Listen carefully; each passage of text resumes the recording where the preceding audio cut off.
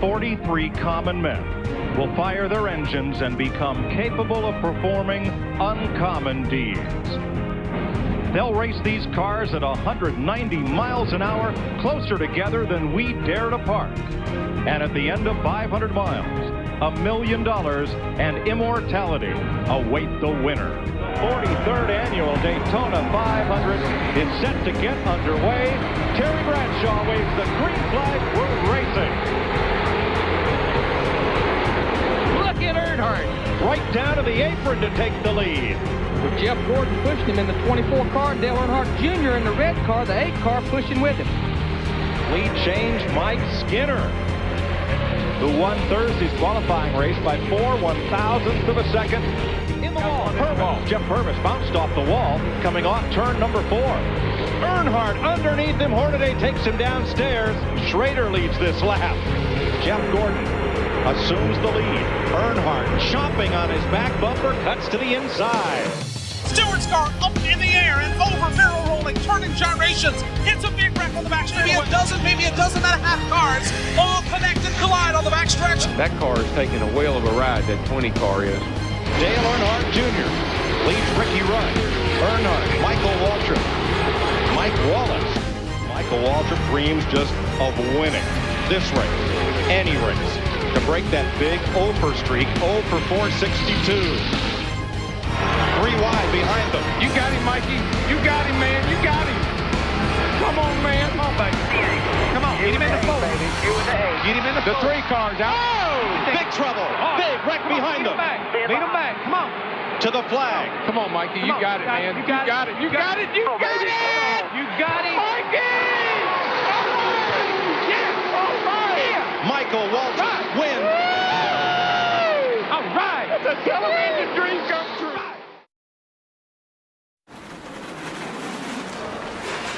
It's race day for the Great American Race. It's exactly what you can hope for a Daytona 500.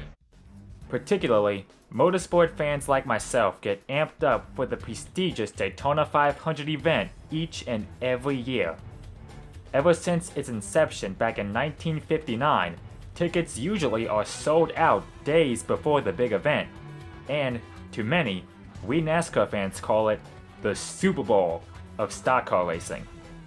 People far and wide travel to Daytona to watch the best of the best duke it out for 500 miles, filling up and occupying every space there is. Unfortunately, that streak will come to an end due to the coronavirus pandemic outbreak setting the tone to reduce seat capacity at a low percentage to keep race fans safe for the 2021 edition of the Great American Race. 2021, therefore, marks 20 years since that day. The 2001 Daytona 500. But before we get an in-depth look at this very race for what it was, there are some factors that you must know first.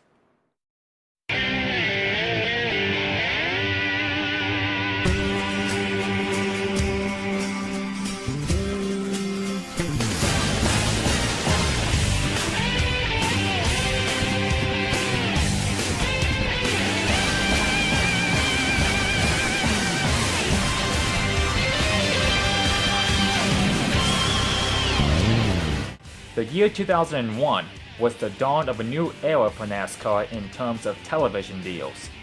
It was the first year for Fox Sports, as they've stepped on board since then, broadcasting NASCAR events. While Fox had a deal of broadcasting flag-to-flag coverage during the first half, NBC and TNT took over during the second half. We still see that today. The only kicker is that TNT was no more with NASCAR races after 2014. Aside from that, Fox did a bang-up job during their first season 20 years ago, particularly Daytona Speedweeks. Speaking of which, Speedweeks kicked off with its first race being for what was then the Budweiser Shootout. This race in particular was dominated by Tony Stewart and Dale Earnhardt. To put it short, the race was clean. with little to no wrecks. In other words, the entire race ran caution-free. In the final stages of the race, Stewart and Earnhardt held their ground to finish 1-2, with Stewart claiming the victory. Fast forward, or backtrack, to qualifying time trials as we watch Dale Sr. go around the Daytona circuit for what would be his final qualifying run. Practiced at 49.730 seconds. He was 15th fastest in practice. Folks, something we'll watch too is this gap right under here, under the air dam. That is tells you if that car is getting the front end down, the closer to the ground that gets, the closer to the track that gets, theoretically, the faster that car is going to run.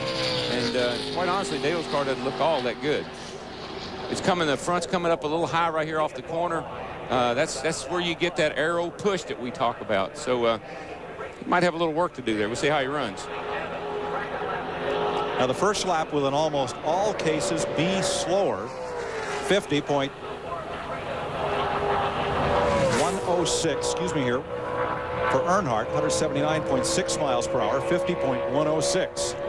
For the most part, these guys, again, they're getting that momentum built up. They'll pick up anywhere. We'll see some cars pick up as little as 1 or 2 tenths. Darrell, if they run that high line on their first lap, they may pick up as much as a half a second. Well, we've seen that here in the past with the old aero package. Cars seem to really gain a lot of momentum on that second lap, but because of the having to open the grill up a little bit to make the car perform, all the drag the car has because of the aero package, I'm surprised to see guys gain much. 2 tenths has been the norm all through practice. Earnhardt coming to the stripe to complete his run. Already he's fastest of the 3 cars that have been on the speedway.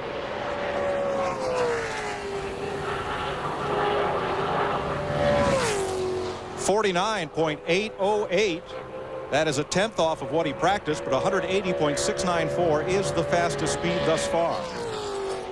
Qualifying time trials was, and still is, the way to get in the Great American Race, and of course other racing events on the calendar. But it was this race that counted most to all of the drivers and teams. The year 2001 saw a total number of 52 cars pushing it to the absolute limit to not only get the best out of the anticipated results with the fast lap times, but more importantly, secure that first place slot of pole position. And on this day, it was Awesome Bill from Dawsonville, aka Bill Elliott, who did just that, clocking in the fastest lap with a pole speed of 183.57 miles per hour. 4 tenths would put him in row 2 right now. I knew Ray wasn't very disappointed with that first lap because he had a pretty optimistic look. The best I've seen him have in 2 days. Or about 2 months. Maybe 2 months. Oh, yeah, he's happy with that. I'll say he'll be. Yeah, he's happy with that. He is fastest today. Bill Elliott looking for his 4th Daytona 500 pole, 49.029 seconds. Look at the difference. He picked up 3/4 of a second. Well, he said 4 tenths, so it's twice that. Larry, that driver's been lying to that crew chief. I believe he was holding back. This would prove to be a booster for the veteran, having to drive a Dodge in the field for the first time, and partnering up with the new Irvingham Motorsports team. Earlier in the day, Stacy Compton, who was also in a Dodge entry, had spoiler problems, as well as a motor change before he got out to do his qualifying lap. Eventually, when it was his turn, he shocked everyone with a lap time quick enough to secure P2 alongside Elliott, making it an all-Dodge front row. A good way of showing that the Dodge manufacturer was back better and faster than ever after being absent from the NASCAR circuit for 15 years. What wasn't absent, however, were the restrictor plates. These plates were used to reduce horsepower on the engine, slowing the cars down to decrease chances of a serious crash at over 200 miles per hour. They were only in use at both Daytona and Talladega. Speaking of Talladega, the fall race from 2000 saw a change to increase aerodynamic efficiency and also better airflow. on top of the roof, you'll notice a strip that runs right across it. What it does is create a bigger hole in the airflow while in the slipstream. This allows the car to increase speed with drag being less of an issue. Of course, this wasn't a thing in the previous Daytona 500 from that year, which is why many drivers had trouble finding the grip in the draft, making life difficult for both driver and car. Therefore, the entire race from the 2000 edition had only 9 lead changes from start to finish, which is considered by many NASCAR fans as one of the worst 500s in its history. But in regards with the aero strip, it was a huge step up for restrictor plate racing following the positive feedback it received after the Winston 500 at Talladega later that year in its debut. The same race, Dale Earnhardt won his 76th career Cup race. The Winston 500 that year saw 49 lead changes in total. With it, lots of aggressive driving, left and right. Some even going below onto the apron, but miraculously, the race was clean overall with a small number of caution flags. While the action-packed racing was really good, at the same time, it was a cause for concern heading into Daytona Speedweeks 2001. Dale Earnhardt himself had things to say about it. But it's going to be a lot tighter race here at a tighter racetrack. Daytona's a little tighter than Talladega. They do need to put an out of bounds line down here though in the straightaways. Maybe 3 wide is the max, and if you go 4 wide, they black flag you or something. But it is great racing, and Talladega was a great race for me. I don't think you can do that as well as you did there. I don't think you can do that here as well as you did at Talladega. Earnhardt was 28th quickest at the end of qualifying time trials, but he lined up 14th for his Gatorade Twin 125 qualifying race. It took him a while to find the front of the pack. When he gets there, he leads for the majority of the race, leading 19 of the 50 laps in the process, en route to a podium finish of 3rd. Finishing on the podium with him was 2nd place Jerry Nadeau, who started the 125 in last, finishing behind race winner Sterling Marlin. Considering Marlin was in a Dodge, it again showed that the Dodge cars had the speed and momentum heading into the upcoming Daytona 500 race in just a matter of a few days. Oh, and if y'all remember this guy named Andy Houston, he drove a clean race compared to the other rookies in the first 125 qualifier. Using his Daytona experience from the truck race the year prior, that would prove to pay off as Houston finished in 4th place. The second 125 qualifier saw Dale Earnhardt Jr. being the star of the show, considering, just like his father, he led the most laps, which is the same number of 19 out of 50. Coming to the checkers, he was close, but not close enough to gain P4 on the grid for the 500, as that belonged to Mike Skinner. The margin of victory? 4 1/1000ths of a second. Fun fact, Skinner's 2001 125 qualifying race win marked the 4th and final time he won something in Cup competition, and all 4 of those times were non-points paying racing events. All the same, it was a good result nonetheless for both the driver and team. Dale Jr. and Jeff Burton rounded out the podium, finishing 2nd and 3rd respectively. The next day, the Truck Series returned to the high banks of Daytona, even though the previous race had a near-fatal accident, but nevertheless the drivers from that division conquered the circuit for the 2nd year running. Early in the race, there was the big one, but thankfully no one was injured. Along the way came 7 more caution flags, but in the end, Joe Ruttman scored the win, earning a $10,000 bonus after dominating the race from pole position. Furthermore, he did so in a truck Bobby Hamilton named the Freak. a bunch of young guys that put together a rocket ship. Anyone could have won with it, but I'd like to thank the Dodge dealers for putting up all that money that Bobby, we're going to take home with us, and crew, we're going to get some of it. You finished third in the Daytona 500 a few years back, but now you have the trophy. You're in victory lane at Daytona. How's it feel? Well, I wish I could have done it 30 years ago when I was younger, but it's an awesome feel because with the Dana Dodge behind me, anyone could have won with this thing. And I'd like to thank Bobby Hamilton again and Craftsman for putting up that good money for us to try to win. Finishing behind Ruttman was the late Ricky Hendrick, who also had a fast truck throughout the day. He almost took out Jack Sprague in the beginning stages, but still kept on trucking on his way to second place. Following the truck race came the Busch Series season opener, where a 25-year-old Jimmy Johnson was in his second full-time season in this particular division. He would go on to finish 5th. Jeff Purvis, who had to race his way in the Daytona 500 in one of the 125s, in which he did, was also in this race, driving in a competitive car for Joe Gibbs Racing, and furthermore, he led the most laps out of everybody else in the field of 65, only to finish in 28th. Kevin Harvick started the race from 12th, finished in 2nd. Matt Kenseth, who won the season opener the season before, ranked 3rd, rounding out the podium. As for the race winner, it was two-time Busch Series champion Randy LaJoie, sealing the deal after coming clutch in the final 12 laps to claim the dub. With the Busch Series race done and dusted, all that's left to conclude Daytona Speedweeks 2001 was the Super Bowl of stock car racing, the Daytona 500.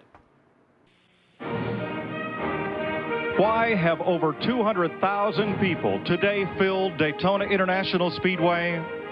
Because minutes from now, 43 common men will fire their engines and become capable of performing uncommon deeds. They'll race these cars at 190 miles an hour, closer together than we dared apart. And at the end of 500 miles, $1 million and immortality await the winner. At last, the day finally arrived. 250,000 people showed up to see 43 drivers duke it out for the first 200 laps of the 2001 season in the biggest race on the NASCAR calendar. At the same time, some drivers shared their thoughts on what to expect prior to getting started, and in some cases, how they got here. Well, Matt, Adam Petty was the main reason Petty Enterprises switched to Dodge for the 2001 season. They were looking towards the future for the fourth-generation driver, a future that was tragically altered when he was killed May 12th of 2000 at the New Hampshire International Speedway. And so Dad, Kyle, has taken over the mission. And can you just share with us how important this is and how special this is to be in the Daytona 500 in the 45 car? Yeah, you know, this is like, for us, you know, when we went with Sprint and we started our program last year with Adam, then our whole goal was to bring that team, to bring Chris Huzzy and that whole group to Winston Cup with Adam. And it didn't pan out like we wanted to, obviously, but you know, it's incredibly emotional to be here. It was incredibly emotional to roll through the gate down here with the 45 Sprint car without Adam here, and it's been pretty emotional all week long. A couple of autograph sessions, I've kind of broke down a little bit, I will have to admit, and it'll be emotional when the race starts. In church, it was a little emotional this morning, but you know, I wish he was here, but it's just not. Thoughts and prayers with you, and keep in mind the good vibe that the last time you were at this track was in an ARCA race in '79. Last time you were in a Dodge, and you won. Well, Bill Elliott has won the pole for the Daytona 500 for the 4th time in his career, but winning the pole for this race is a matter of one car on the racetrack at a time. When they drop the green flag, you're going to be in a big crowd. Is this Dodge good enough to run in traffic, get you another Daytona 500 win? Well, I'd certainly like to hope so. You know, Ray and all the guys have done an excellent job with this Dodge Intrepid.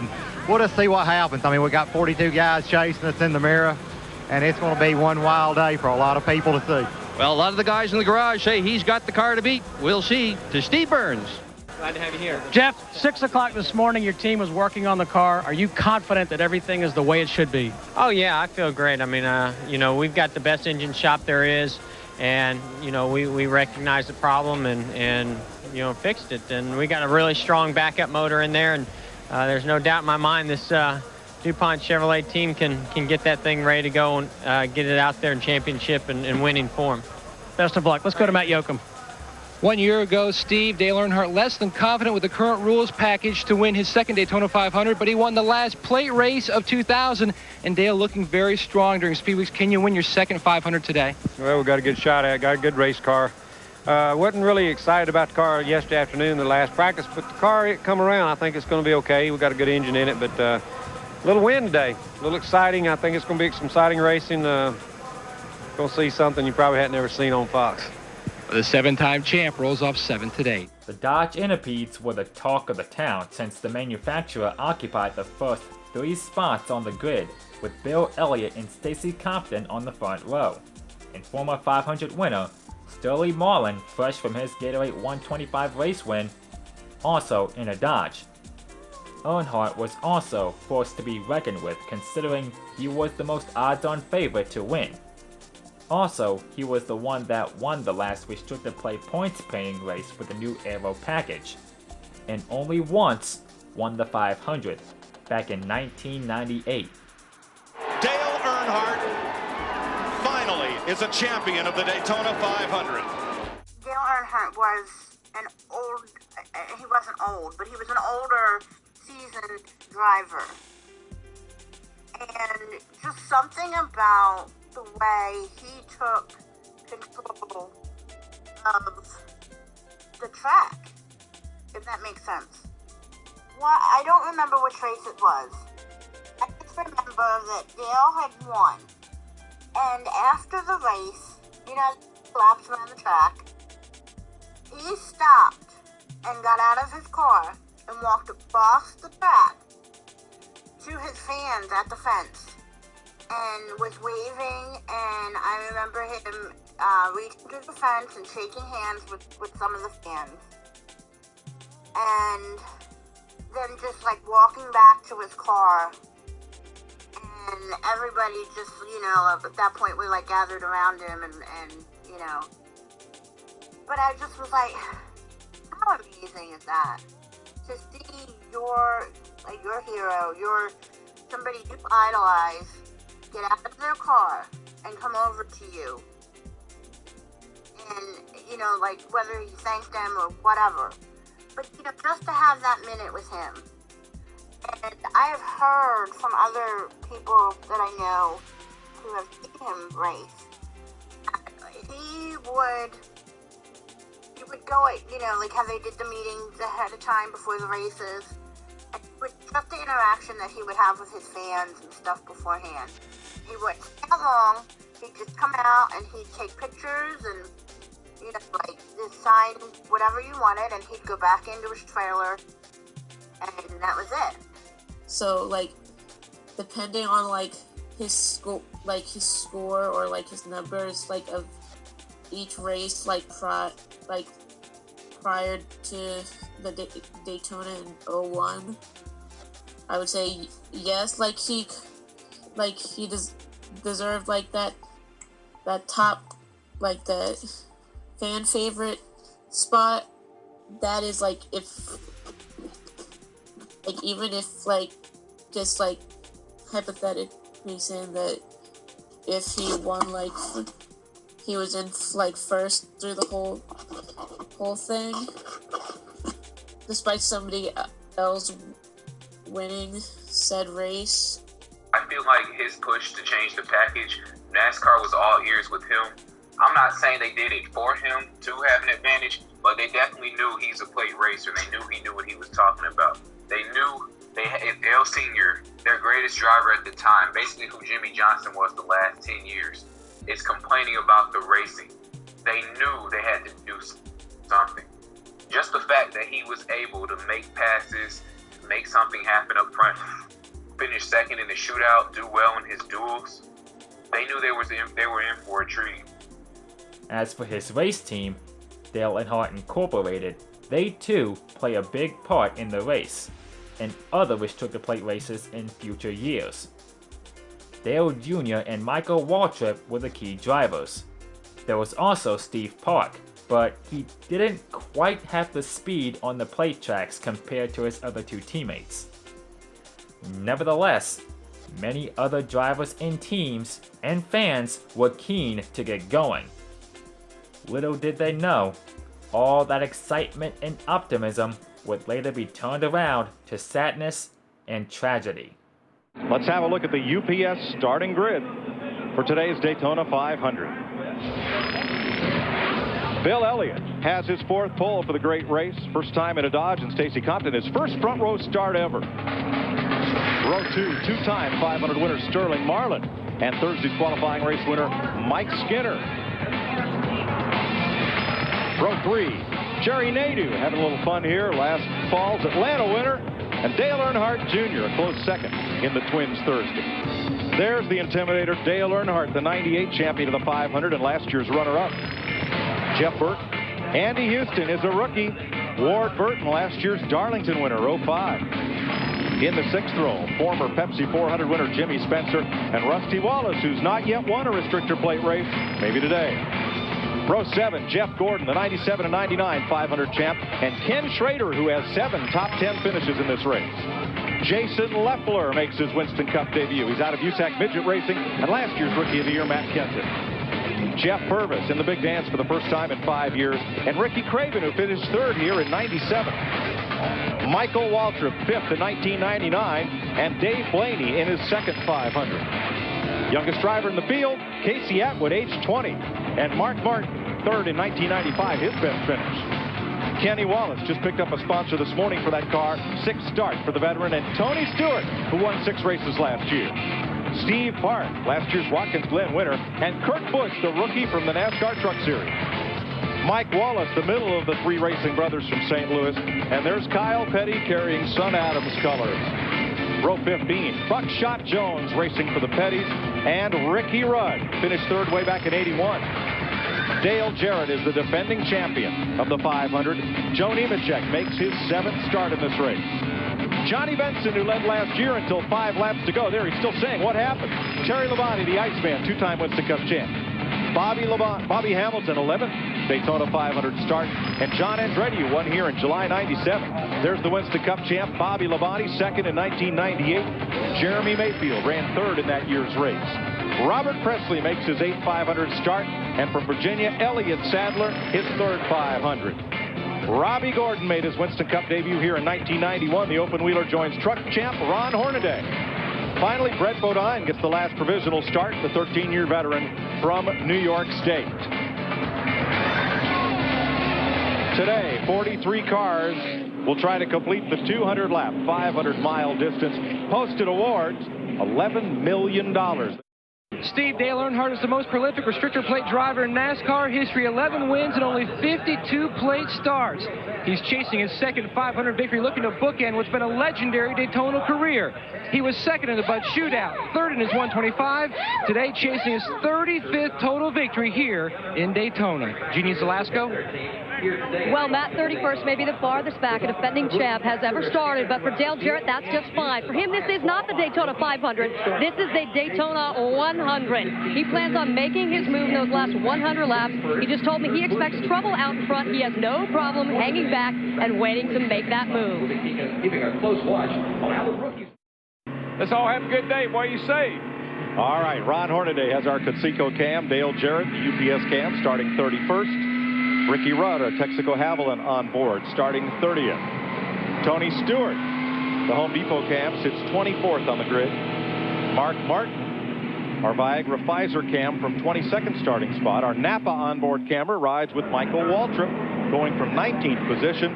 Our GM Goodrich cam from 7th place with Dale Earnhardt. And the Bud cam on board his son's car, Dale Earnhardt Jr., starts 6th. The Lowe's camera rides with Mike Skinner from 4th position and will ride with the pole sitter Bill Elliott in our Dodge onboard camera. Oh, man. Pace vehicle is in. The 43rd annual Daytona 500 is set to get underway.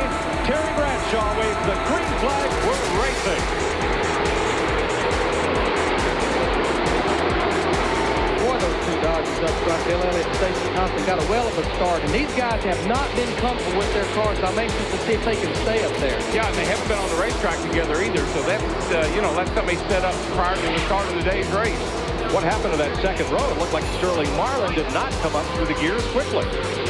Boy, when somebody in front of you doesn't go, it really backs the field up right on a start like that. They're not wasting time. They're 3 wide, 4 wide down the back straightaway. There goes teammates Mike Skinner in the 31, Dale Earnhardt in the black 3. I think what we saw, same thing we saw in the 125, getting a big jump on the restart is not necessarily an advantage.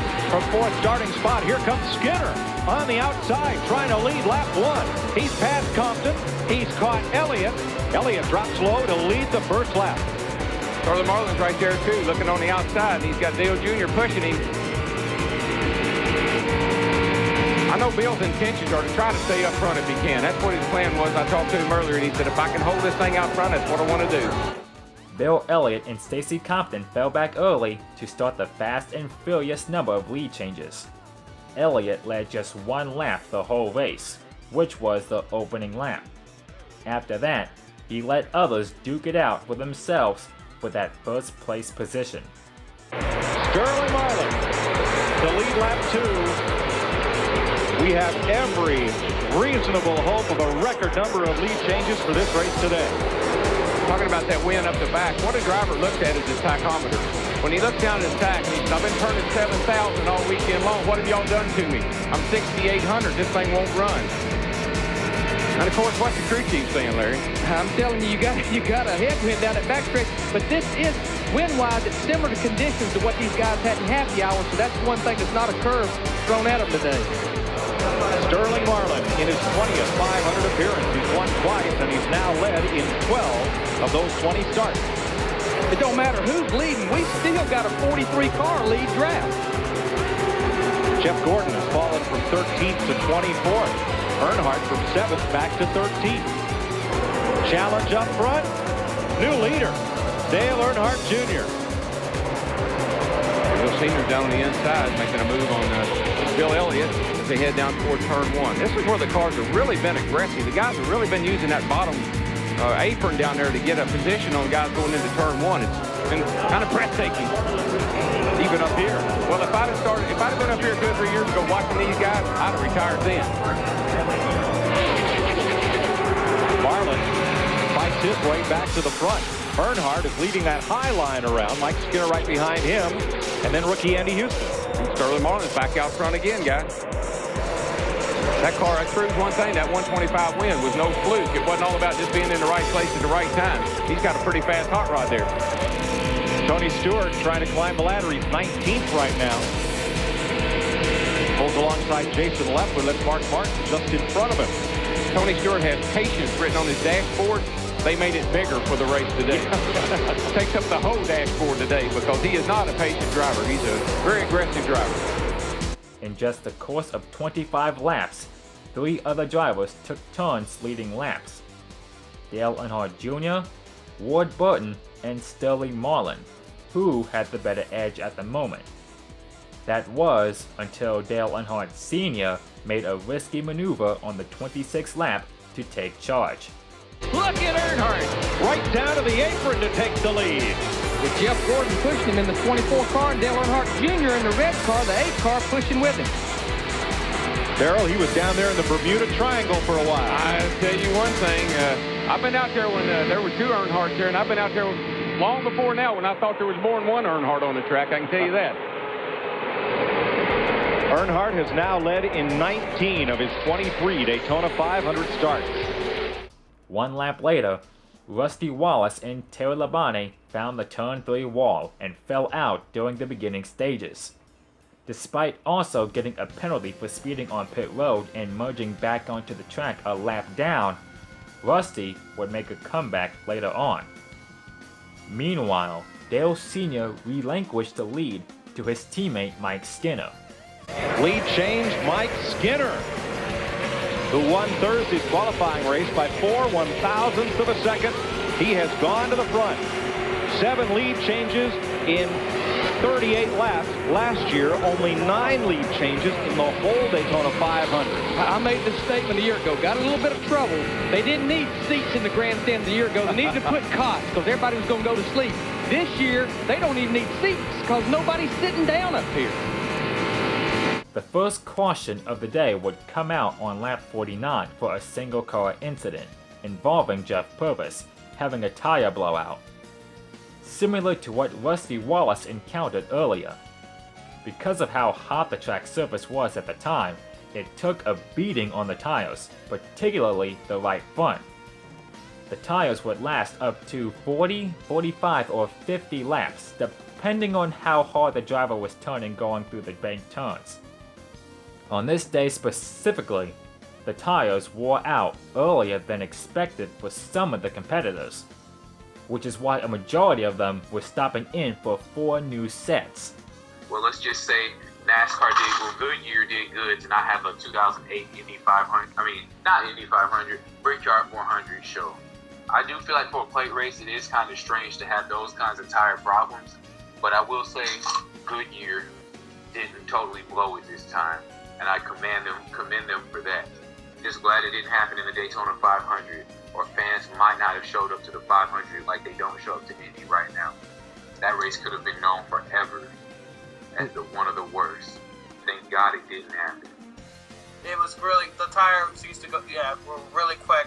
It reminded me of like I was playing like NASCAR game 2011, where I was racing out like Las Vegas, and I did 2 times wear, and the car would just get destroyed in like 20 laps. It was ridiculous, but it was kind of like that in Daytona 500 2001. You know, the tires were not that good, and like the cars would just get really tight, and like it will affect the driver's performance, obviously, because you know you want to have a car that you can handle and a car that you are comfortable with, and you don't have that because the tire, it's not good. Like I remember Tony Stewart saying that Goodyear sucks and they should fix their tires, and I agree with him on that. And of course now they're better, obviously, but you know, like at the time in that race with the new restrictor plates and the surface and all those other factors, that's why the tires were not that good in the Daytona 500 2001, because of tire wear and like all those other main factors.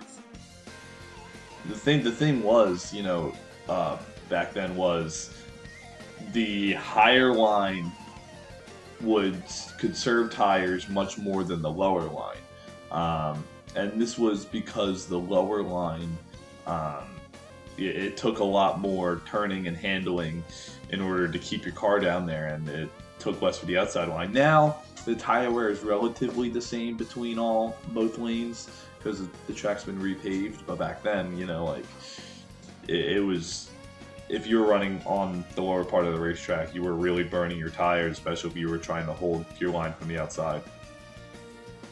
On the restart, Ward Burton took the lead, followed by rookie Andy Houston, Skinner, Earnhardt, Jeff Gordon, Jeff Burton, Mike Wallace, and Sterling Marlin as they rounded out the top 8. Of course, with the aero package, that would change in an instant. Mike Skinner, who was leading when the caution came out, slipped out of the top 3, finding himself in the mid-pack. Pole sitter Bill Elliott was all the way at the back of the bus.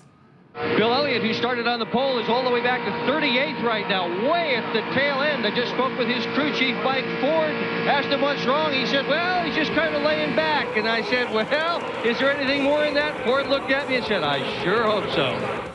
At the same time, the field continued to jockey for the lead. Earnhardt in particular was on the move. Earnhardt underneath him. Hornaday takes him downstairs. Thinks better of it. Good thinking. Schrader leads this lap. Wow. Sure, I'm glad they paved these aprons. You know, they got them big and wide, so good thing.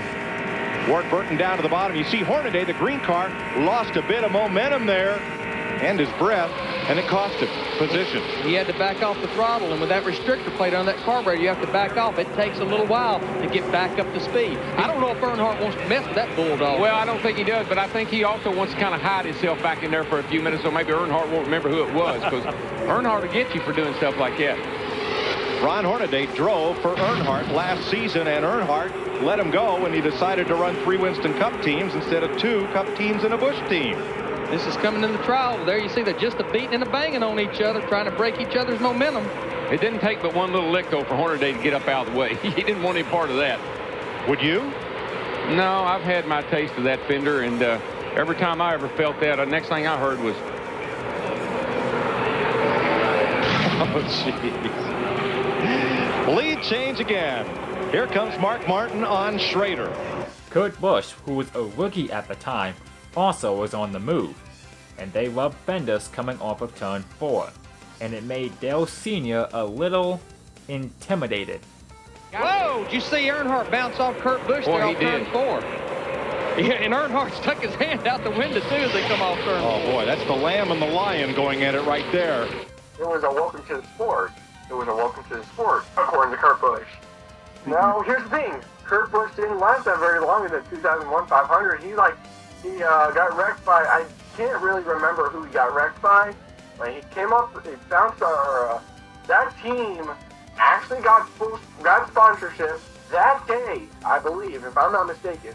They didn't have a sponsor the whole week until race day. They didn't have a sponsor. Jack Roush was like, we need to get a sponsor on this car, and right then Kurt Busch got a sponsor. But aside from that, I would say Kurt Busch making his 500 debut, that having a wrecked car at the end of the day, it's just memories. You gotta move on from that, move to next year, hopefully be like, hey, I got a positive mindset. I can actually go for this win for the 500, but you have to wait, 60 more years for that to happen? Just gotta have it. I feel like Dale Sr. back then, even though this was 20 years ago, drivers like him really did not give a F-U-C-K if you were a rookie or not. If you're not giving the veterans room, you don't deserve respect. I'm not saying Kurt Busch didn't respect him, but if Dale Sr. is giving you the finger, you definitely did something wrong. I'm not saying Dale Sr. was the lord of all racers, but I am saying he was well respected on the track and intimidated his opponents. That was his way of intimidating Kurt Busch into moving out of his way. Excuse me. There it is. There it is. Kurt, you're number 1. You are. Dale Sr. was relentless, and he was intimidator. And when you mess with Dale Sr., he's gonna tell you screw you. And I think it was on lap 85 that it happened. And it was down low, and Dale Sr. tried to go there. But the funny thing about it was, he was kind of already there, and it was just kind of like Kurt Busch slid up a little bit, but Dale Sr. was barely in the outside line. So the funny thing about that was Dale Sr., it was kind of Dale Sr.'s fault, but Dale Sr. was he gave him the bird, which is really, really, really funny because that's just how Dale Sr. thought, especially when you get older, even if he was in the wrong in that situation, he was just like, oh, I'll screw you, that was just Dale Jr. When he was in the race car, he was saying anyone that was in his way from doing what he wanted to do, he was just like, screw you. So, yeah, that was a really iconic moment, especially, that's the last middle finger he ever gave, so, Wood Burton still held his ground in first place.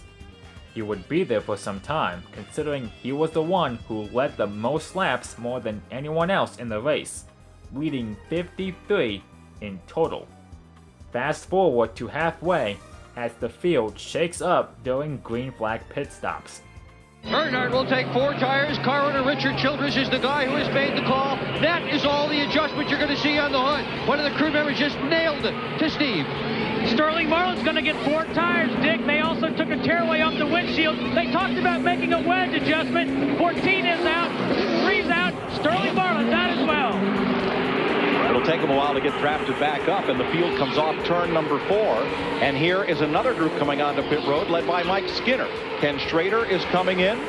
There are this time more than a dozen cars. in the pit lane. Kurt Busch, Jeff Gordon, Steve Park, Ricky Rudd, all making this pit stop. Kenny Wallace, Mike Wallace, both Bill Elliott and his teammate Casey Atwood, Dave Blaney, John Andretti, Kyle Petty, and Robbie Gordon are all in the pits. Steve? And Mike Skinner's in. They take a tear off the windshield as well. 4 tires.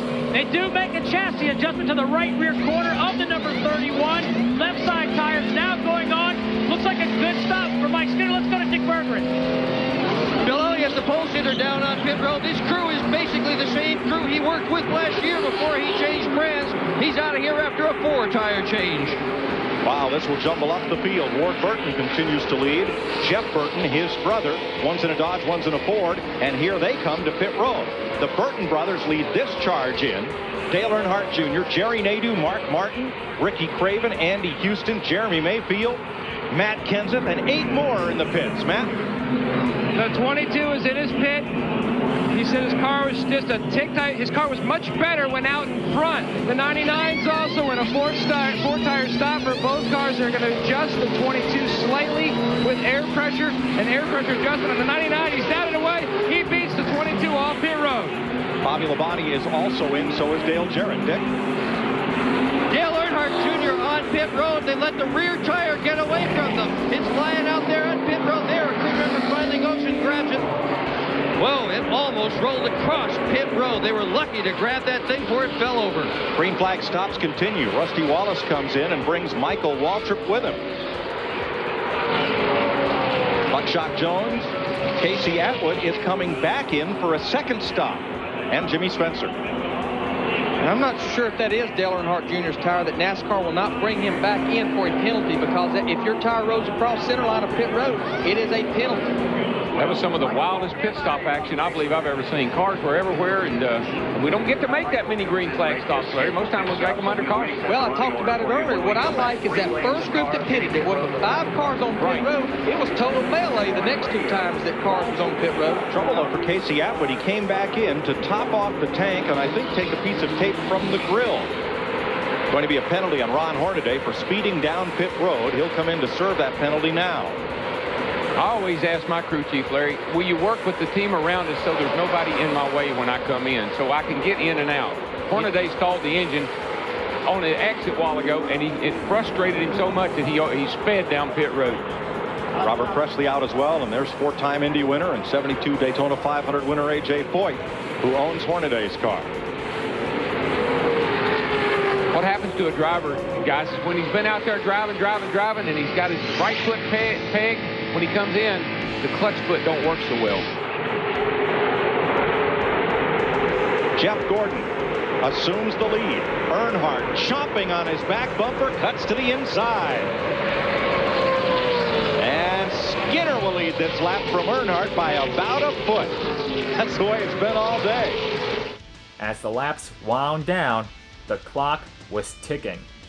Because of it, lots of drivers were starting to get aggressive. Tick, tick, tick, tick, tick, tick, tick. Tony Stewart has come up toward that front pack for the first time today. Winner of the Budweiser Shootout last Sunday.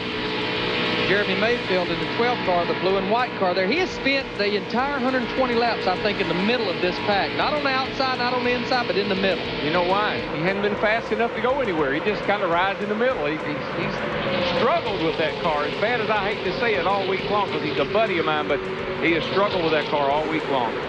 See, Jeremy Mayfield, the 12th car, he may not be running good, but he's worked his way up to 5th position. Look at him, 3 by 3 by 3 by 3. Folks, and this is at 123 laps into this race, and it's just like we just started. This is a clogged drain right here. Pour something down it and sort this out. At 190 miles an hour.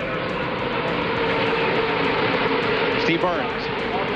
With Royce McGee, rookie crew chief for Mike Skinner. Royce, how can you look so calm with the action we're seeing on that racetrack? I'm pretty excited inside.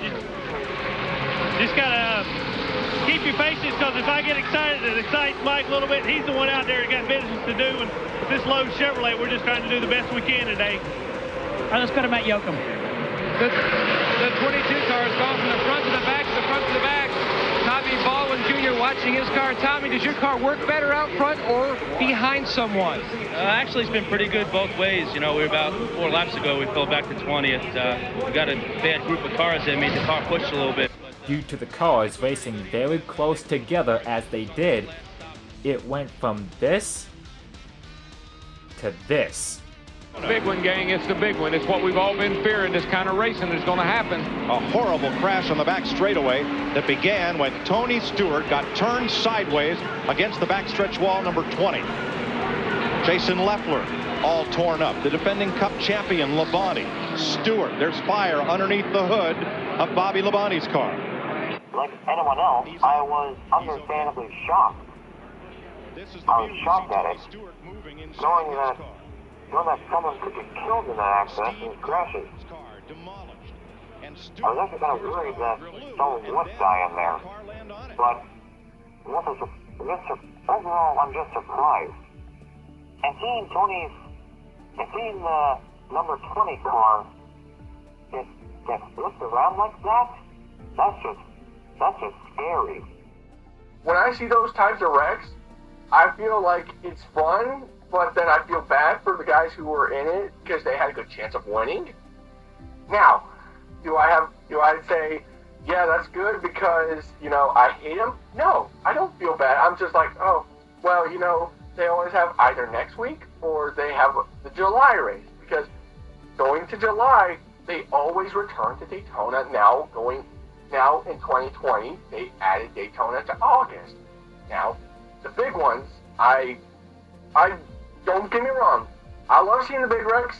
They always excite me, but when I saw that wreck, when I was watching it myself on YouTube, I was like, oh boy, that's got to be a bad sight, because there's no way he's going to be he's going to be all right, but then next thing you know, he's going to be like, oh, I'm going to be in pain, which, if you've noticed, Tony Stewart, his tire came right off. I don't think you see cars if they're flipping, their tire comes off. I don't think you see that anymore. It's just one after another, and once one person hits another and you start to lose your sight because of all the smoke, I guess you can't really stop it at that point unless you hit the grass. But the breadth of that accident, that you see all of these cars and debris flying everywhere and cars moving. Now, I get that they didn't collide with the wall. The idea, though, that all these cars are colliding with each other, although that's Tony Stewart's car hits the wall, and so Tony Stewart's car hits the wall, then rolls over 4 or 5 times, and collides with other cars, and it's like it just defies comprehension, and it's so sad. I don't wish death on him by saying that. It just defies comprehension that he survived this thing, given that, look, as he lands, his car is being hit by another car coming at probably 100 and some miles an hour, but probably well over 100. yeah, and even the cars that he lands on, yeah, right, those drivers' heads aren't damaged in any way. From Tony Stewart's onboard camera. They're behind the one. They're behind the one. They're right there. 3 wide inside. 3 wide. 3 wide. Clear into the 14.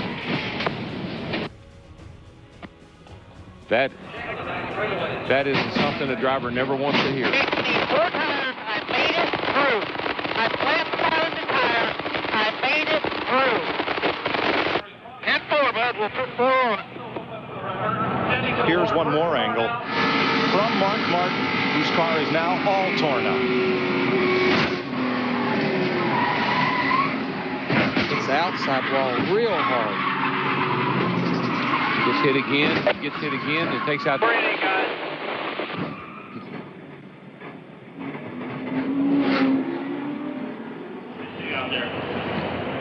And Tony Stewart goes for one of the wildest rides in recent memory of Daytona.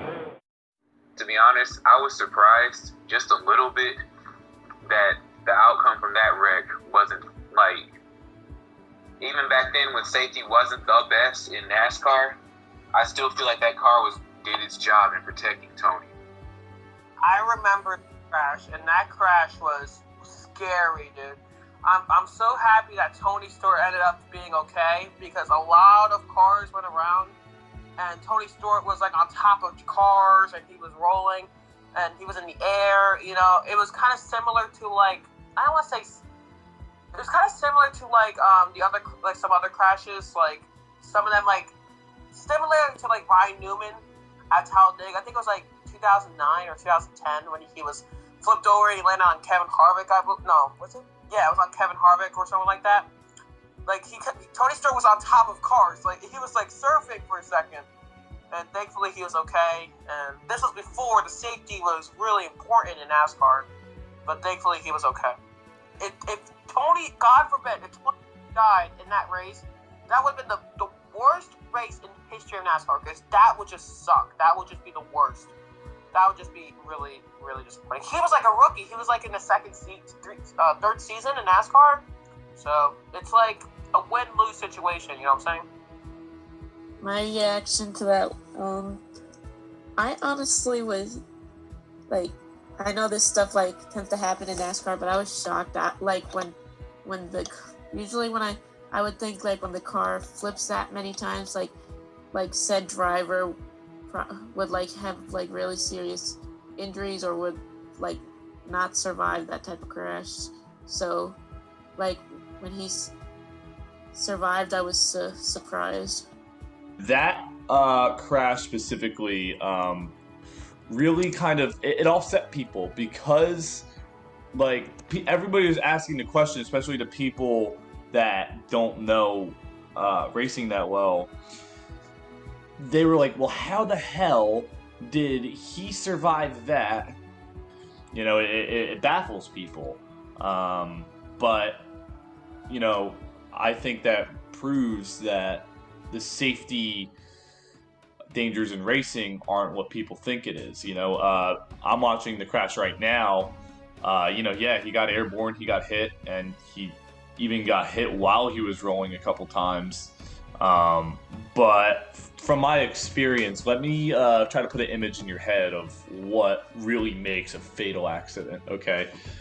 And it goes along with inertia and Newton's law. So you can, if you're in a crash and, like, let's say you get turned and you're rolling, right?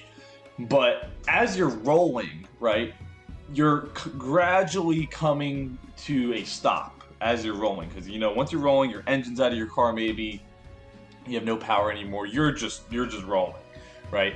And yes, like you might even get hit by another car while you're still moving, but you're still moving. You know what I mean? Like you haven't been stopped yet. So like even though you're in complete turmoil, because you're, like I said, you're still moving and gradually slowing down, it's actually much more likely for you to survive that, because you don't have that sudden stop. And that goes into what I'm saying next. That sudden just stop is I mean, it's making me think about it now, because I've been in some nasty wrecks myself. It's been rather scary. Though just that sudden stop, like when you go from a very fast speed and just stop, that's where the fatal stuff happens. And that's why Tony Stewart's big flip and the crash was unbelievable, but it's nothing that we're not used to seeing at especially tracks like Daytona and Talladega. Like, I mean, even nowadays with the 3x3 racing they do, I mean, we're pretty certain now it's January 5th where we'll be at Speedweeks in like a month and a half, and we're pretty certain that we're going to be getting a couple big ones this year. We usually don't avoid them. So, you know, the big one is nothing new, you know, and the big one does happen a lot, but, you know, I think the last big one injury that we've had was, I think there might have been something in the last 10 years, but I know that in 2012, Dale Earnhardt Jr. actually got a concussion from the big one at the end of the 2012 Talladega race. So, big ones are still dangerous, but, like I said, the sudden stop, that's the real dangerous part in racing. Ward Burton, with the fastest car on the track, gets loose and at the same millisecond gets a little tap from behind by Robbie Gordon.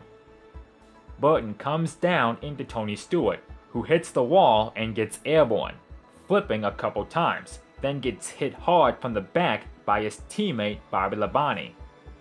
Just like that, both Joe Gibbs racing cars were out in one hit. Same goes for Hendrick Motorsports, considering all 3 of the Hendrick cars were out as well. In total, the big one claimed 18 cars, with a few number of those who are involved still managing to keep going for the sake of still getting a good points day. Drivers like Robbie Gordon, Mark Martin, Andy Houston, and Jeff Gordon shared their own perspectives on what happened. Well, I just hope everybody else is okay. I was on the bottom, started to get a little tight. Tony got up underneath Ward. They seemed to slow down. I don't know if they touched or not. I got at the back of Ward. Then they started side by side. And it's unfortunate. All of us had pretty good cars at that point. Mark, your battered mount looks pretty tough, beaten up. How about you? Can you see what happened from your vantage point? No, all I really saw was smoke, and I saw, I think, the 20 car way up in the air. And I went to the inside and thought I was going to get through there before they came down, but somebody hit me in the door and turned me around. I hit several different things, but, I think we were setting okay with the Viagra Taurus. I think we were gonna be able to get a top 10 out of it, maybe. But the fans got their money's worth today. That's all I can say. It was lap after lap after lap, and after that last restart there, with all those cars just bunched together like that, it just it was an accident looking for a place to happen. Andy Houston is another driver that was involved in that incident. He's okay, but what was it like in the middle of that thing?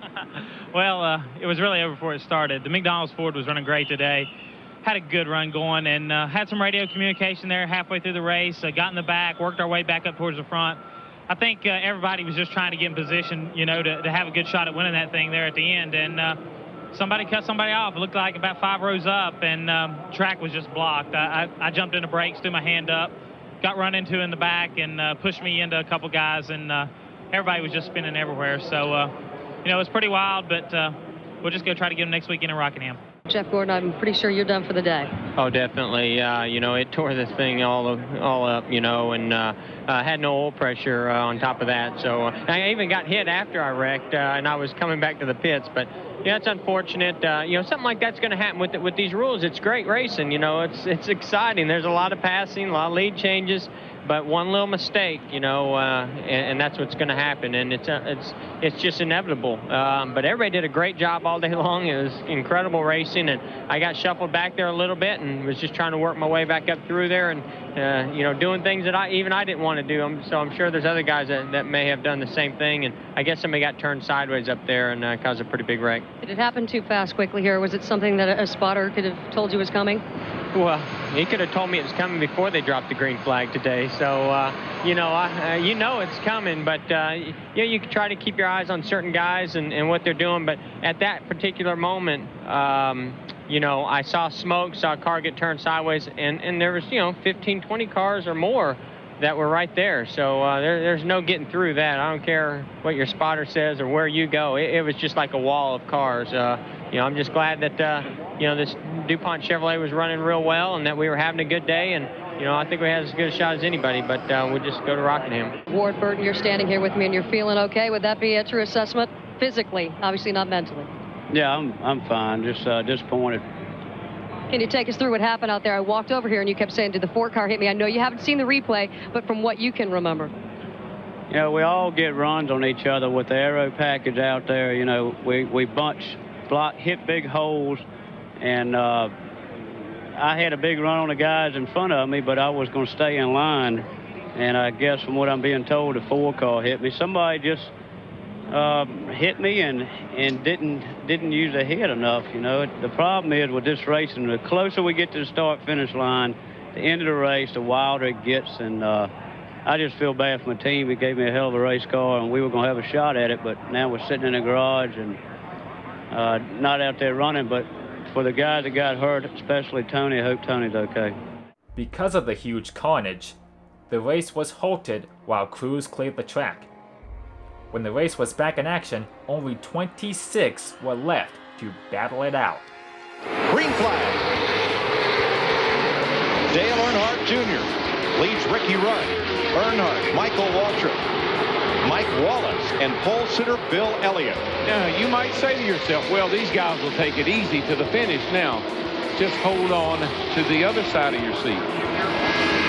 15 cars left on the lead lap. Some of those a little bit damaged. Really, we've probably got about 9 or 10 cars that has no damage whatsoever. There were 31 cars on the lead lap before the crash. Ricky Rudd hunting the lead. Earnhardt, though, on the outside, pushing his son into turn 3. The last father-son 1-2 finish in this race, Bobby and Davey Allison, 1988. For Earnhardt and his son Dale Jr. and close friend Michael Waltrip, the game plan was to stick together and don't let anybody else pull up and make the pass. At Earnhardt Sr.'s expense, it was his job to hold his ground and protect the first and second place spots that Waltrip and Dale Jr. were occupying. For Dale Jr., he was ordered to stay in second even when the checkers flew. And there was a reason for that. When Michael Waltrip took control of the lead change tally went up to 49 at this rate. But minus that, not only was Mikey holding on for the ride of his life, but also trying to accomplish that long-awaited, overdue first career victory in Winston Cup level. And in this race, it was his 463rd start. There's a lot to really analyze and a lot to go into when you talk about Michael Waltrip in his career at this point. Heading into the 2001 Daytona 500, a lot of people looked at him as a bust. They looked at him as a guy that just could never win, could never do anything at all. And like when Dale ended up putting him in the Napa car that year, people looked at him like, have you lost your mind? This guy's driven like over 400-something races and has never won a freaking race before. Like, why would you pick this guy? Like, out of all the people you could have picked, you picked this dude right here? But the thing is, what a lot of people didn't get, though, is that Dale always believed in Michael. He always did. He always knew in his heart that he could drive. And he just felt like he just needed an opportunity, that he just needed a chance. Especially for Michael, because of the fact that he was put on just really garbage teams that really just didn't do, and just they really didn't do him any favors, for one. But a lot of people at the time had really questioned his talent because they really felt like he wasn't really good. But to tell you the truth, I think Michael Waltrip is a much better driver than a lot of people give him credit for. He was just given really crappy cars and really bad equipment that really just didn't suit his driving ability and his driving style. And he had to go through a lot of hoops just to get a team ready, just even be on a team, whereas Darrell found success right away. But for Michael, it took so long to get the ball rolling for him because he was going through team to team.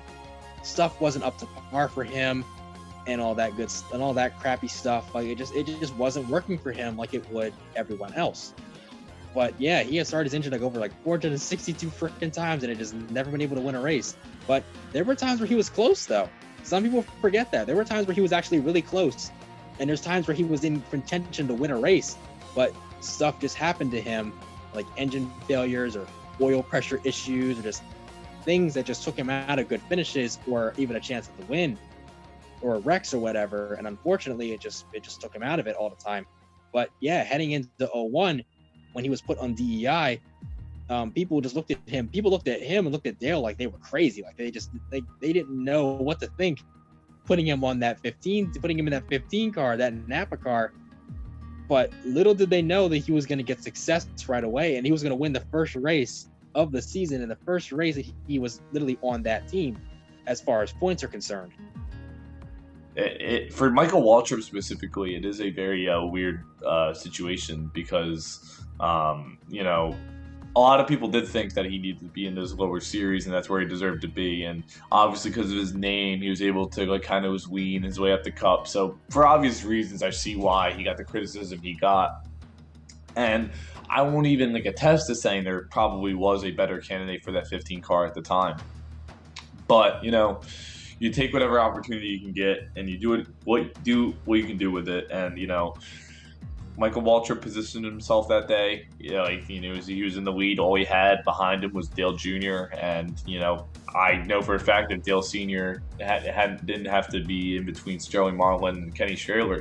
He would have been a factor as well. But, you know, at this time, we know that, like, you know, nowadays, if you're third going to the last lap of Daytona, you can pull it off. Like, you can get the draft and even win the 3-wide finish at the line. Like, but back then, like, you know, if you're any less than, like, even, like, you know, back then at Daytona Talladega, you really wanted to be in the lead coming to the line, like, because all you had to really do was block, and blocking back then at Daytona was not that hard. Like, it was hard, but like it's not like it was easy to get a slingshot at Daytona back then, you know.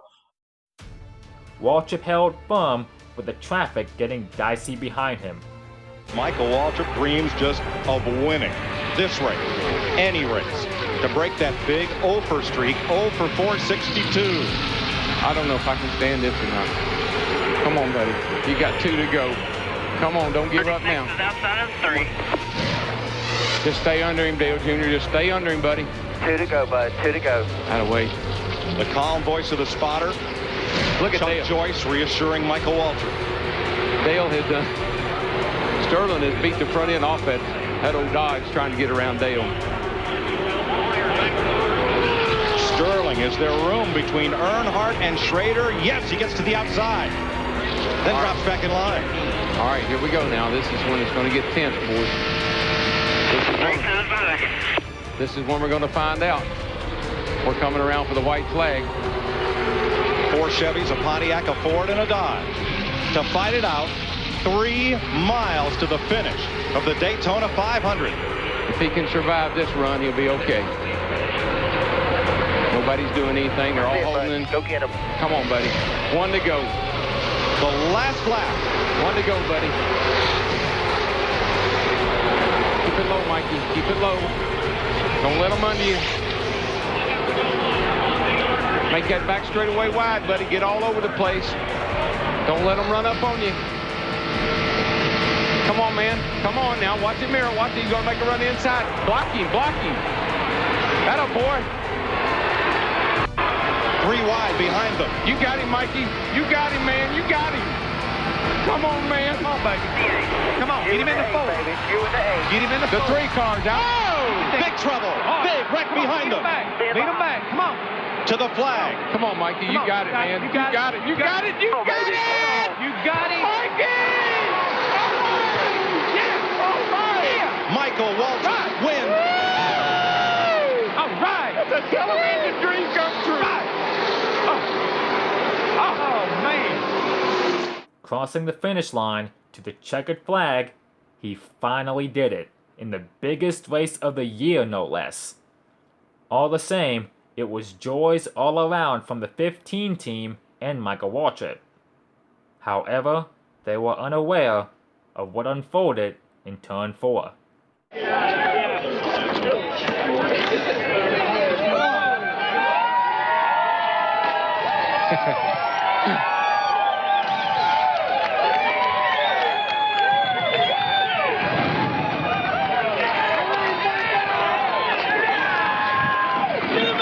Michael Waltrip, 462 green flags, finally a checker. Does this feel as good as you had hoped? Just unconscious. Thank God. Thank my dad. I love him so much. And, you know, I just can't believe it. It hasn't sunk in yet. I know I would have never won without Dale Jr., so he has to get half the credit.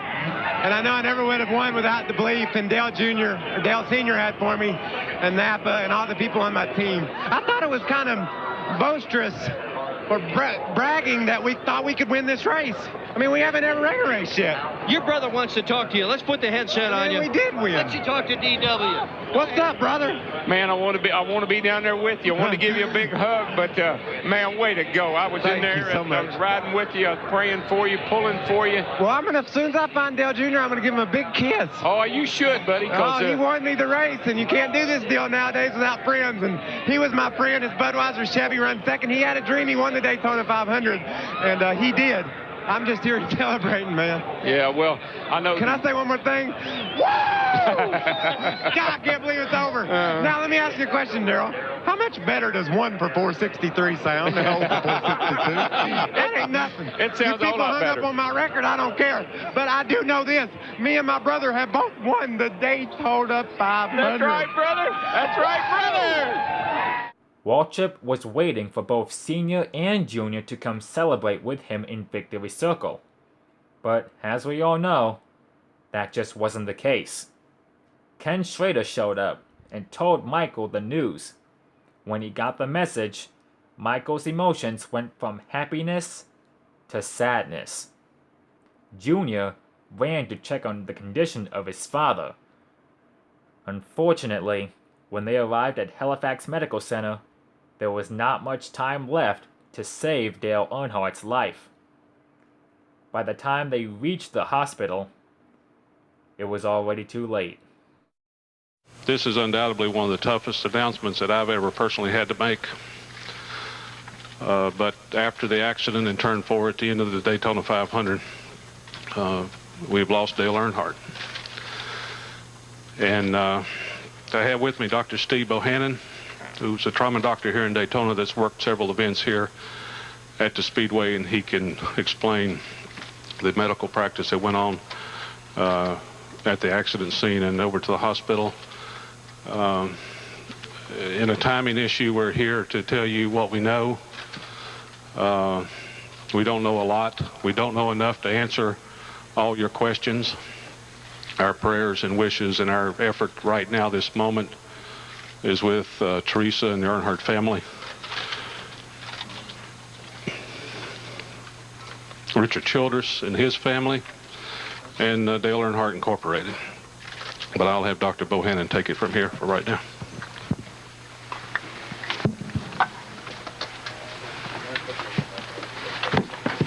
I was on one of the ambulances that responded to the accident. I was about the 3rd or 4th ambulance in.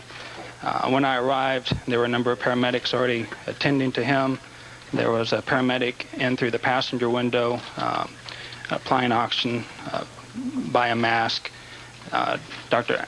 Tim Allison, who's a trauma surgeon from Flagler County, was in through the driver's window and was delivering CPR. And there was another paramedic in the window with him helping maintain the C-spine, holding the head. There were a number of firefighters that were on top of the car attempting to remove the roof, which was subsequently done. That took about 5 or 10 minutes, during which time we did CPR. When the roof came off, Dr. Allison and I both identified this was a very bad situation, a load and go situation. We immediately removed him and transported him to the area level 2 trauma center, Halifax Hospital. Transport time was about a minute to a minute and a half, during which time we continued CPR. There was a full trauma team there to meet him, a trauma neurosurgeon, Dr. Bill Kuhn, trauma surgeon, Dr. Demuga. There were several emergency room doctors there as well. We all did everything we could for him. And additionally, there was an anesthesiologist who helped us maintain the airway. But he had what I feel were life-ending type injuries at the time of impact, and really nothing could be done for him. Dale Earnhardt would have been 50 in April. The man who was NASCAR racing with 76 Winston Cup victories is survived by his wife Teresa, 4 children, Kerry, Kelly King, Taylor Nicole, and Dale Earnhardt Jr., who finished 2nd in Sunday's Daytona 500 behind Michael Waltrip, both cars owned by Dale Earnhardt. While Michael Waltrip was winning the pinnacle race of his career, the Daytona 500, his car owner, Dale Earnhardt, was sliding into the wall where he died at the age of 49. Joining me now is former Daytona 500 champion and veteran Winston Cup driver, Derek Cope. Derek, your thoughts on this thing when you saw it unfold like the rest of us today? Well, you know, the 43rd running of the Daytona 500, it's certainly the best of times and the worst of times for NASCAR Winston Cup racing. To lose, you know, our most prolific race car driver of NASCAR, it's certainly difficult for all of us to comprehend and fathom at this point in time. But it was a vicious crash, and certainly, you know, a difficult one for everyone. All right, Derek, we're going to take another look at this as it unfolded in the final laps of this race. Certainly to the fan, it may not have looked as if it was that bad of a situation. Well, obviously right here, you know, coming into turn 3 and 4, Dale Earnhardt was flanked by Ken Schrader on the outside of him, and you know, Sterling Marlin on the inside, and had Rusty Wallace right up his rear, and basically 190-mile-an-hour impact at that point. The car got loose, it come down on the apron, and it shot immediately back up. You see, he's on the apron, boom, the car's back up, and this type of a crash is so serious from the standpoint that that basically it. Right here, you see how the impact is so hard, so vicious. 109 miles an hour. He had no time to react at all. Had no time to react whatsoever. It's difficult to watch. Difficult to watch. There's nothing a driver, Derek, can really do at that point with that amount of speed. It doesn't matter how much skill you have or how much control you have over a car. That type of accident, when it happens like that and unfolds like that, there's nothing you can really do as a driver. Not really. You know, you're at the mercy of whatever happens at that point in time. You know, certainly you basically get into a situation there where, you know, you're on the last lap of the race. All you're thinking about is trying to keep somebody behind you, protect the lead for your son and for Michael and your teammates. And then basically you get into a situation where somebody taps you, the car goes down, you instantly react. Basically, it was instinctive for Dale Earnhardt. He corrected, the car shut off the racetrack. That was the only way it was going to go. There was no way that he or anyone else was going to stop that race car from doing exactly what it did. And Derek, we spoke earlier today. You said that you had had a similar accident to this, certainly not of this magnitude, but you had hit a wall at a racetrack at a similar amount of speed. Can you tell us a little bit about what it is like as a driver to feel that kind of impact? Well, certainly the situation that I was in was a bit different from the standpoint that I backed it in and Dale hit it, you know, head on. You go 190 miles an hour off into a corner and you're wide open, and basically when something happens much like this, or a tire blowing in my case, the car gets turned around and you have no way of stopping it, and you're just along for the ride. And certainly Dale, you know Dale, he was battling that thing to the end. He certainly thought he was going to find a way out of it, or he was going to be able to spin around and keep digging. I mean, that's probably what was in his mind right up to the end. And Ken Squire, you saw all of his Daytona 500 performances. This was his 23rd consecutive start, and it's difficult to describe or put into words what Dale Earnhardt did for NASCAR racing. Well, whatever stock car racing is, Dale Earnhardt was. He was the child in the back of a pickup truck at the Charlotte Motor Speedway with his dad, watching those cars in the 600 and dreaming someday of being in Winston Cup racing. He was the teenager whose equipment was a T-shirt and a crash helmet, bumming rides, building cars, trying to prove that he could handle those short tracks in the Carolinas just as well as his father, Ralph Earnhardt, did, who was a national champion. He was the guy that came along in 1979 and became Rookie of the Year in Winston Cup racing, and 1 year later was the Winston Cup national champion. And through it all, he seemed quiet. He became the intimidator, one who didn't have much to say, but who did it with his deeds on the racetrack. His wife, Teresa, changed a lot of that. He became much easier with the media. Until 1994, on this very track, just a few hundred feet from where he died today, his best friend in this world, Neil Bonnet, lost his life in a very similar type of crash. It seemed as if he went into a dark period for a bit. And then he's come out of it. 1997, nearly won the 500. It was right there. And then was upside down in the backstretch, refused to go to the medical center, got back in and drove the car around and finished the race. And then 1 year later, we saw him in victory lane, 20 years of effort in winning the race that meant the most to him, and there he was, up on top of the world. He told me in Victory Lane that day, yes, yes, 20 years. Can you believe it? I remember turning off the TV and didn't think anything of it because I figured I would just catch the race the next day, or, you know, like find out who won the next day. And I happened to be working on Air Force Base. And I remember leaving out for work early because I had to be there by 8 in the morning. And on my way to work, as I'm driving, I had the radio on, and they were talking about the race and how Dale Earnhardt got into the accident really bad. And then they had said that he had passed away. And I just remember that I just felt like somebody reached in and just pulled like my insides out. And I had to pull over because I was just so I was so upset. And I was like, kind of thankful that I didn't see that happen, you know, and I remember getting to work, and a couple of my coworkers who were also big NASCAR fans, we were all just talking about it, and we were just really upset. Like, you know, it just felt like we lost a family member, believe it or not, you know? And I remember going home, and when I got home, I was actually able to see bits and pieces of what had happened. Now, if we talk about this last lap here, I actually have it. I have it up as I'm talking about it, so I can see. Now, Michael Waltrip comes to the line leading Dale Jr. and then Dale Sr., then Sterling Marlin. So obviously, any time on the last lap at Daytona, it's go time, and you know, it was pretty much every man for himself at that point. As I'm watching now, they were still rather single file into turn number 1. And no moves were starting to really be made until that last backstretch area.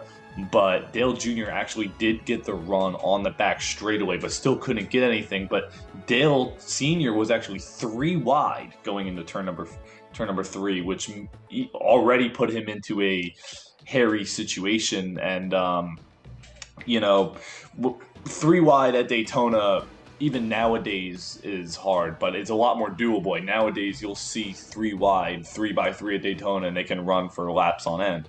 Back then, if you're 3 wide any longer than a few hundred feet, you're going to be smelling trouble rather soon. And yeah, and then it calls, you know, he was on top of Sterling Marlin, and then, you know, he turned up into Kenny, and then that was it. Now, let me just mention real quick and know what instantly killed him.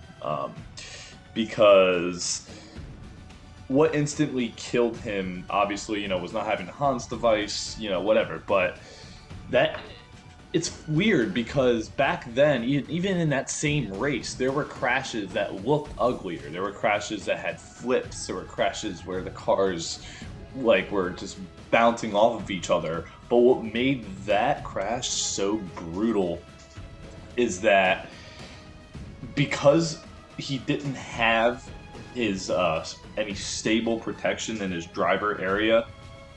Like, you know how inertia works. Like, you know, when something's moving, it's not going to stop moving unless stopped by a force.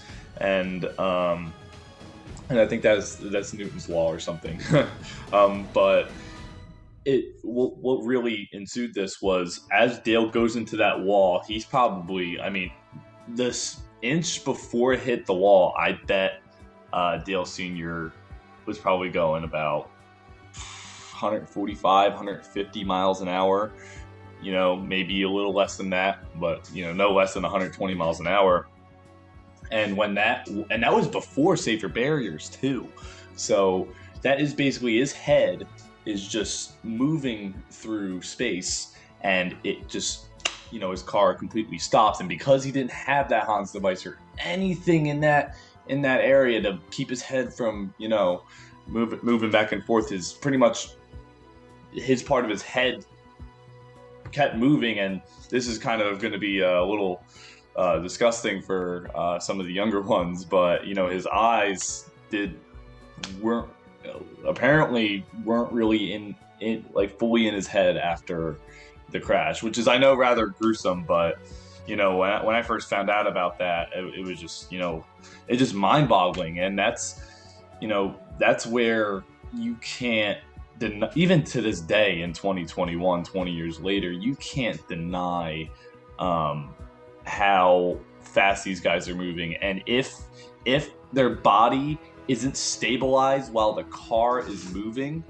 then you're going to have problems. That's the whole idea. As there's all this inertia going on, the whole idea in safety is to stabilize the entire body so that even as the car is moving, your body is in this bubble, right? And and as we know, Dale Sr.'s crash caused so many safety upgrades to these cars, and not just NASCAR, but in the whole entire world. And it's crazy to think that I can go off for 10 minutes just about something that happened like that, because that one moment in racing history defined where we're at now. I can definitely even say, especially even with F1, not even just F1, even like open wheel racing as a whole has really come a far long way too, especially because if you look at the difference between open wheel racing and then stock car racing, they are two drastically different types of racing. And at the same time too, it took a lot longer for open wheel racing, for F1 and IndyCar, to really put safety measures down, just because of how fast those cars go. Those cars go up to speeds of way over 210 miles an hour going into the corners. And a lot of tracks are not suitable for open wheel racing at all. Tracks like Vegas, Pocono, stuff like that, they are just not at all suitable for open wheel racing at all. But to retort a little more, especially for F1, I mean, we all saw about it. This was public for a while on social media, with Roman Grosjean's near fatal crash at Bahrain a couple weeks ago, back in December. I remember where I was too. I was just in here in this very room. I actually had just woken up and had just hopped on Instagram. I wasn't watching the race at the time, but hopped on Insta. That was one of the first things I did. And once I did, there were people going crazy saying that Roman Grosjean had been involved in a serious crash or whatever. And then I looked at the crash myself and was stunned. I was shocked out of my mind. That scared me, watching that crash.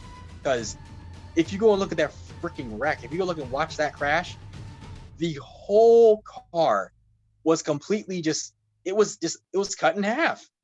The whole car was cut in half. The whole thing. It's amazing that Roman walked out of there with a couple burns. That's it. He got out of that car so freaking fast, hopped over that guardrail, and was just treated at the hospital for a couple, I think it was like first degree burn or something like that. It was like first or second degree, I don't know what it was. But just a few burns, and that was really it. Other than that, he walked out of that crash with just unscathed. But had that been back in the 90s, he wouldn't have survived that crash. The fact that he literally went through that guardrail, I can't even emphasize this enough. He went directly through that guardrail. And that car, to make even more of a comparison, that car looked exactly like Paul Walker's car that he and Roger Rodas were driving in 2013 that killed the two of them. The car, that Porsche Carrera was just like Roman Grosjean's, was cut in half. It's like if you went and you cut a sandwich in half, it looked exactly like that. For any of the Formula One fans that are watching, seeing Grosjean literally go through the barrier after going so quick and being on fire and the car being completely dismantled, but he walked out with only a few burns, that's mind-boggling. And, for anybody that is familiar with how brutal racing is, and how easily it is to die. The fact that a crash like that can happen now and you can still survive it is mind-boggling. And I think every racing driver in the world should really thank Dale Earnhardt Sr. for basically giving his life for what he loved, because that moment is really probably saved thousands of lives. Like, let's be real, because if it weren't for that moment, would Hans devices have been incorporated as much in the 2000s? Would people take it as seriously? Would somebody else have lost their life that year? Because there were other crashes in 2001 that were really bad. And, after that, I'm not sure when they required everybody to wear the Hans devices, but, after that, it was pretty much no question, but yeah, I mean, that's my perspective of that moment. And as you can tell, that moment ripples through my head throughout my life, because I mean, it's funny because I wasn't really aware. I was a baby. I was 2 years old. I know this for a fact. My father always put me in front of the TV for the Daytona 500 when I was growing up. And I was born in '99, so I wasn't even 2 yet.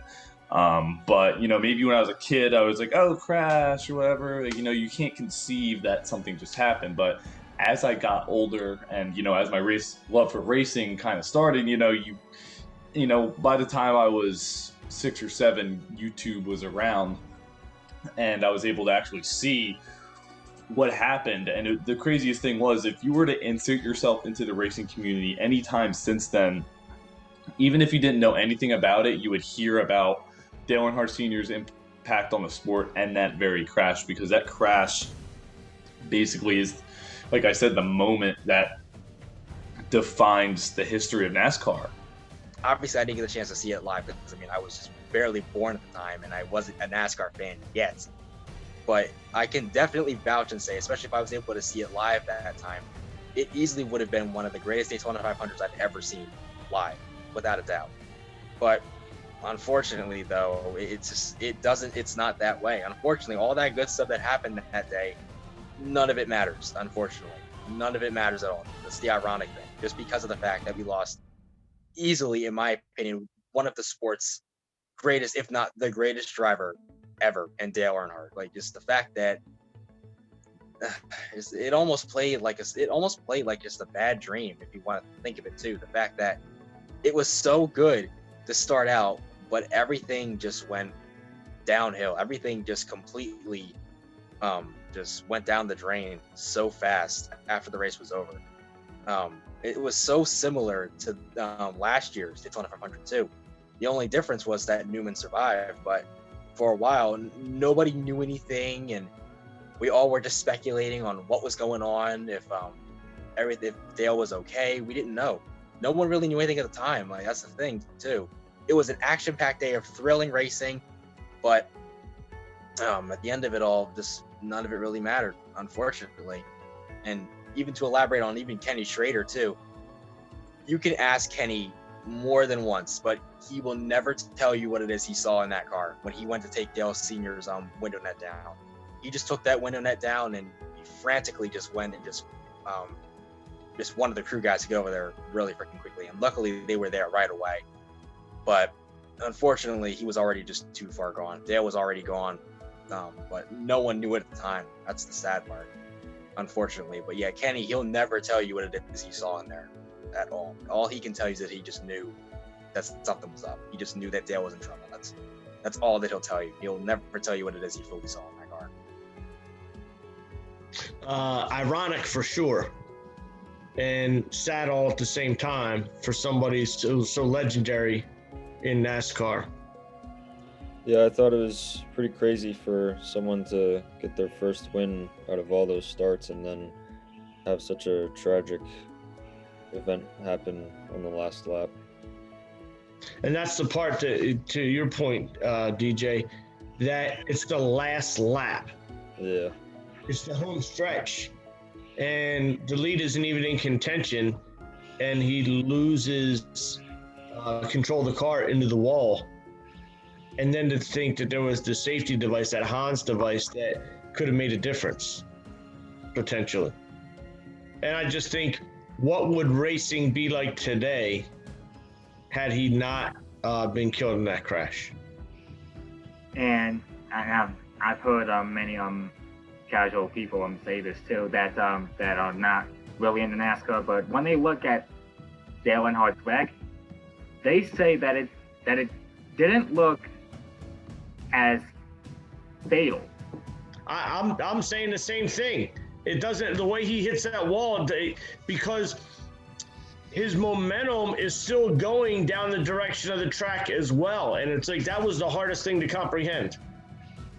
It's just so hard because you would think that the other car is taking that momentum away from him slamming into the wall, because he's kind of pushing him in the other direction, not where he's running directly into the wall. It's so hard to comprehend that. And it wasn't like he slid up the track into the wall, which you would have thought would have taken some of his momentum away, that wouldn't have caused that neck injury. If I'm not mistaken, he broke his neck on that, correct? Yes. Yes. And I think it was almost, again, if I'm not mistaken, like a hangman injury. What happened was, as he slid into the wall, the vertebrae slipped actually the top vertebrae slipped forward on the bottom vertebrae underneath of there, which is similar to a hangman injury, and severed the brain cord, the spinal cord, if I'm not mistaken. Yes. And that was what the Hans device was supposed to stop.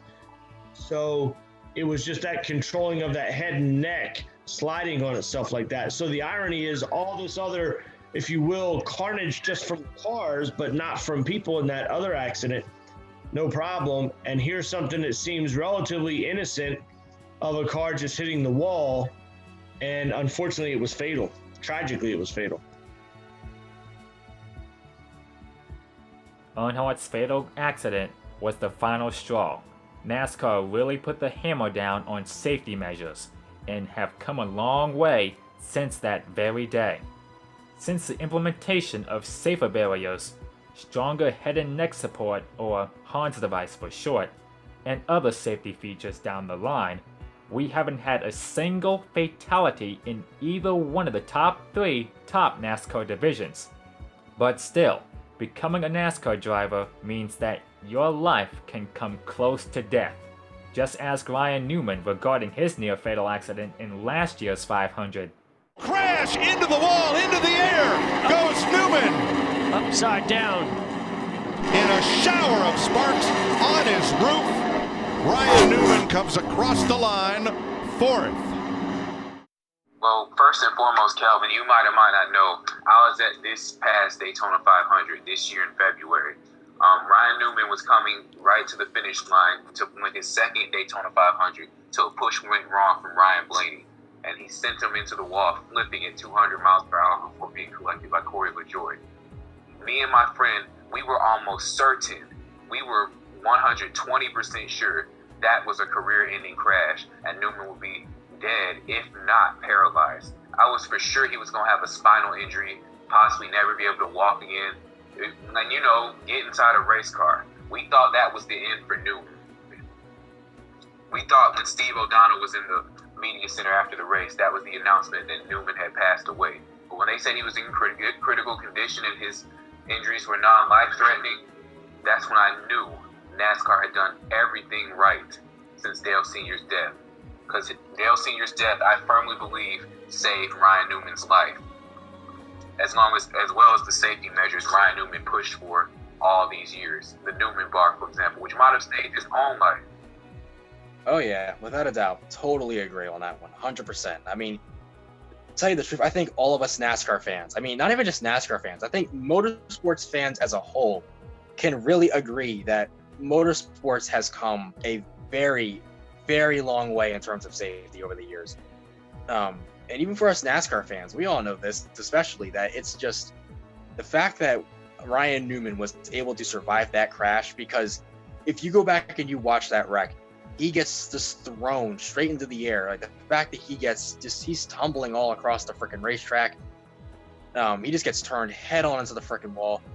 And Corey LaJoie, obviously, because he can't slow down, he just literally runs straight into the door of his car, and it knocked him out completely. But it's a miracle that he, even with all that stuff protected him. That roll cage, the Hans device, everything, all of that protected him through that wreck and everything. But yeah, it was just so similar to 01. Like we all of us, we were scared. We didn't know what to think or what to say.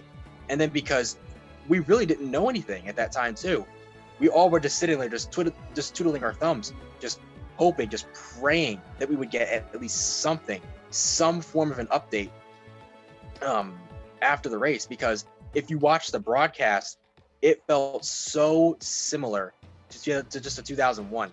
Any longtime NASCAR fan that watched the 01 500 and then watched the 500 last year, I definitely can imagine probably felt similar vibes to the 01 500. If there are fans that are still watching to this day from that race, though, that is.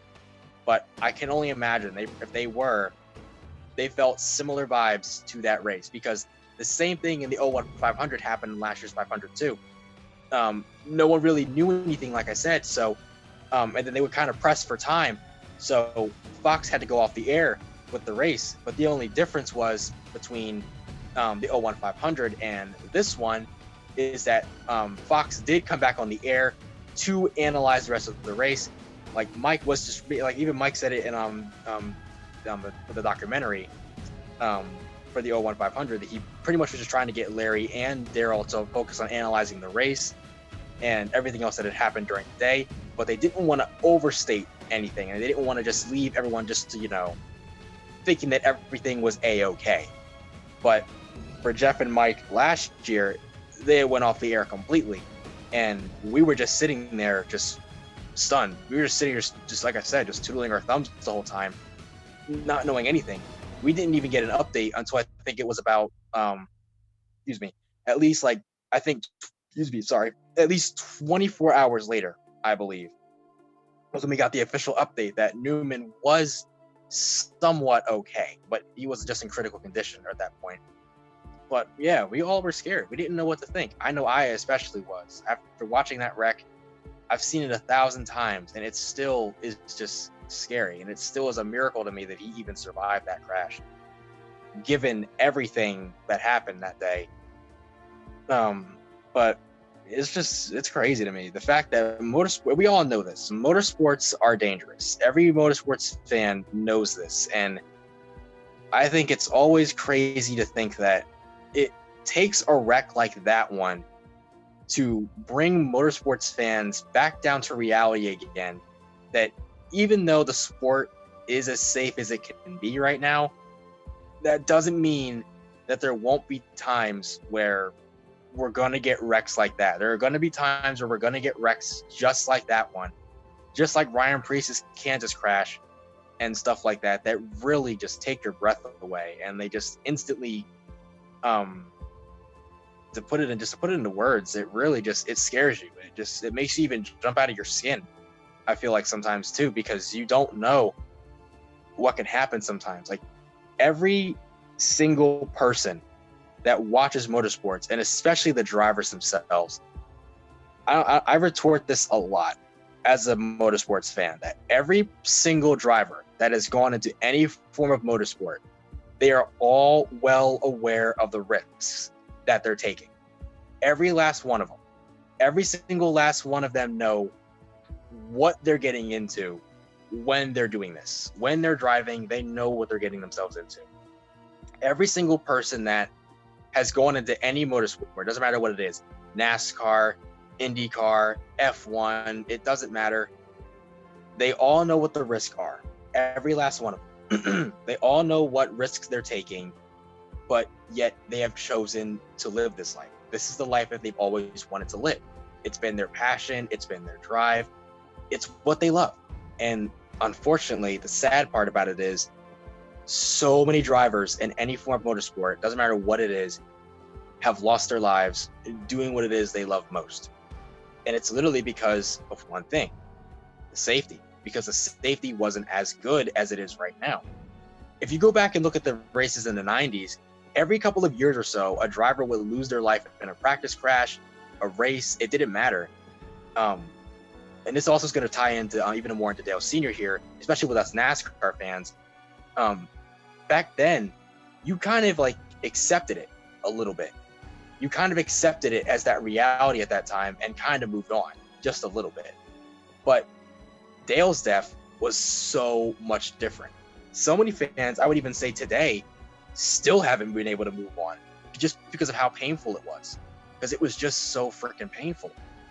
Like, the biggest icon, you could say the ambassador for NASCAR at that time, got killed in the greatest event in NASCAR history. Even you could even make it even a case this way. Imagine back then if Michael Jordan died in the NBA Finals, or Tom Brady died during the Super Bowl, or something like that. Or you can even say maybe even Babe Ruth had died in the World Series. That's the same impact that it had watching Dale Sr. pass away in the Daytona 500 that year. It was just it was an absolute blow to the sport. It was the biggest shock that anyone could have ever imagined at that time. Just one of the sport's biggest drivers, easily maybe even the greatest driver ever, a 7-time champion, one of the 3 that we currently have, the only 7-time champion to lose his life in a race is no longer here, unfortunately. But ever since that day, though, safety has come a long way, and we haven't had an on-track death since. And as a NASCAR fan myself, after all this time, and I've seen it all. I even made a post on my Instagram page a year ago that I've seen it all. I've seen a lot of wrecks over the years as a NASCAR fan. Catch fence crashes, hard wrecks. My favorite driver, Jimmy Johnson, had been in a crap load of wrecks. I mean, luckily he's never flipped one, but he's been in a lot of hard crashes over the years, a lot of head-on collisions. A crash like back in 2012, he and David Reagan got into a wreck or whatever, and he got slammed into the door by that 34 car of David Reagan after Elliott Sadler turned him into the wall. But luckily, he was just fine. He was okay. That last hit, when he got hit in the door, was pretty hard, he had said, but he was fine.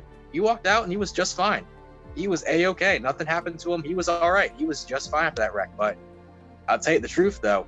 I'll guarantee you, though, because of how hard that impact was, if Jimmy wasn't wearing that Hans device that day, though, and if the safety measures were not taken like they were, I think he would have died. I'll tell you the truth. Just because of how hard that collision was. It was straight dead onto that door. It was just a really hard collision.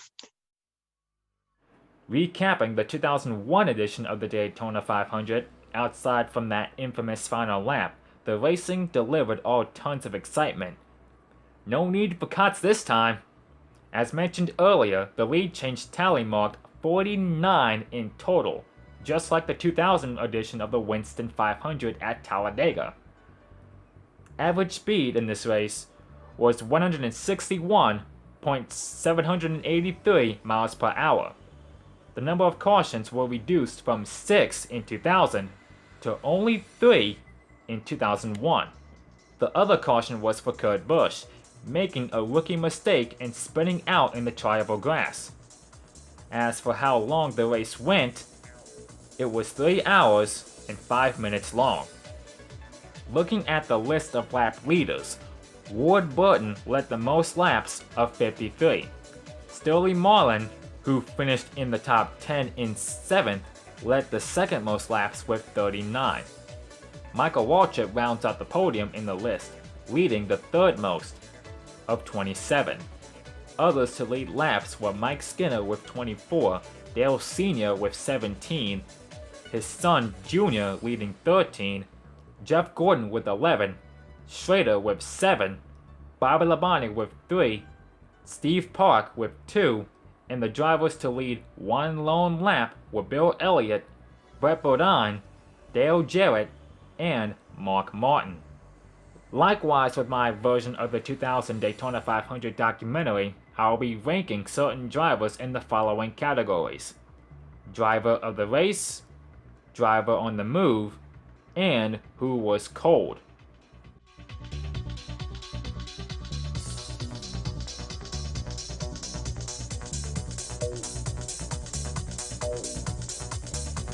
So, my driver of the race was Dale Earnhardt, and here's why.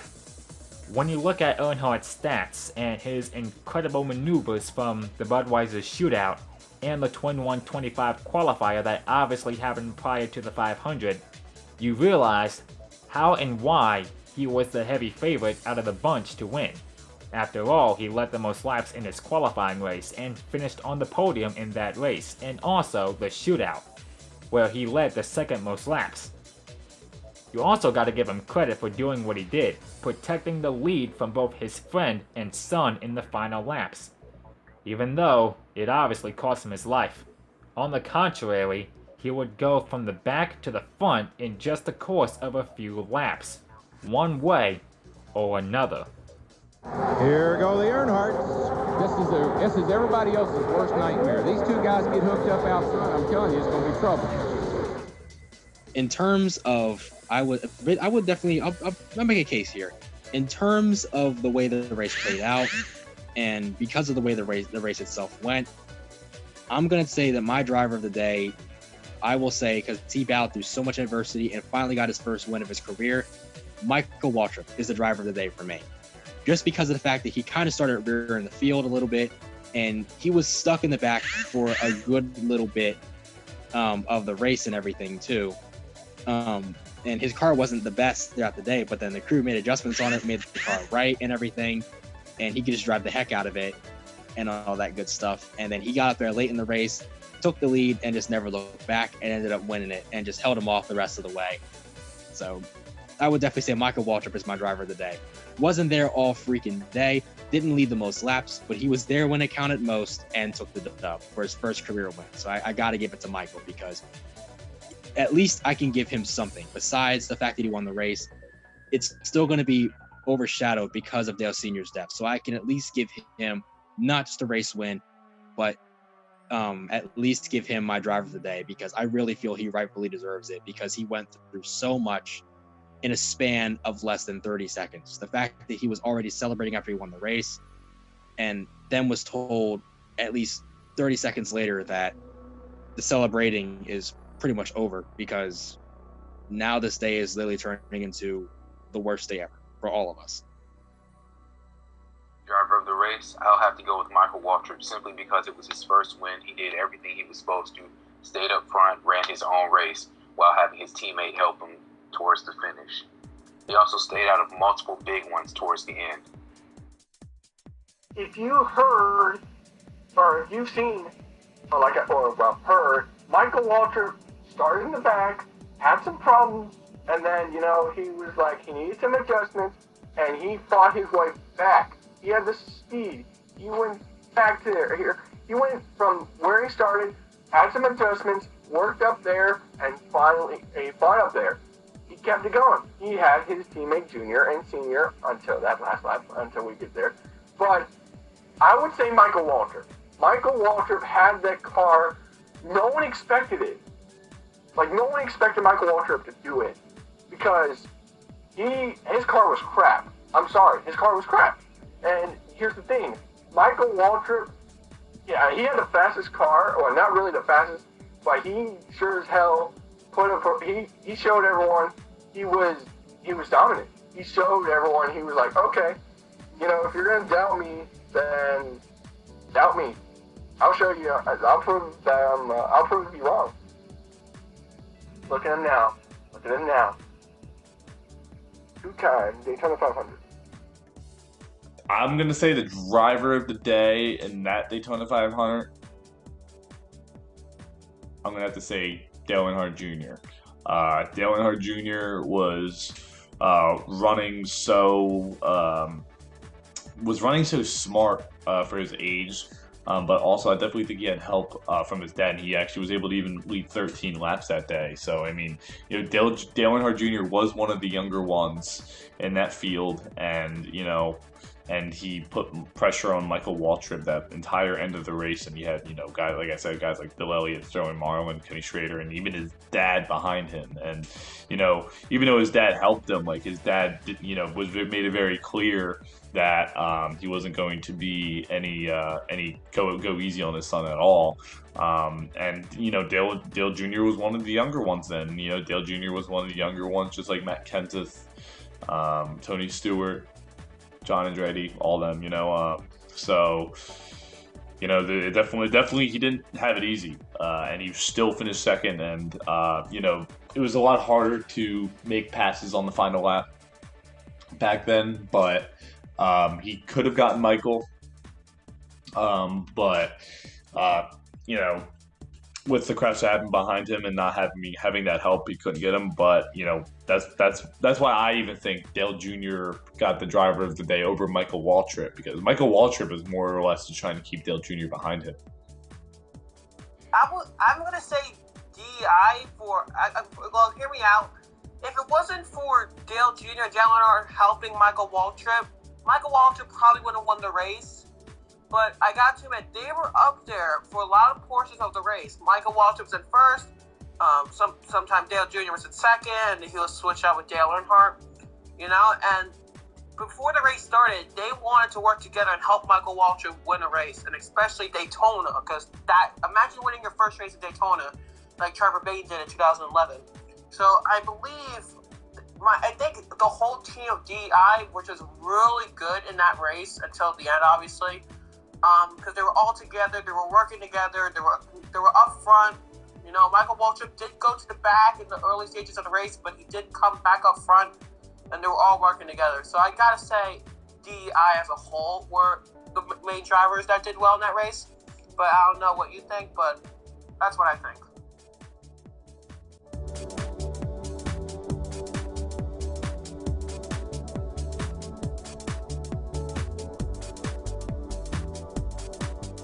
Driver on the move, in my opinion, was Ricky Rudd, and believe it or not, Rudd had to race his way in the big show, in which he did following a 14th place finish in his Twin 125 qualifier to secure himself inside the transfer spots. When it came crunch time in the 500, Rudd delivered. Starting the race way back in 30th, he stayed out of trouble and kept the car in one piece to claim 4th place.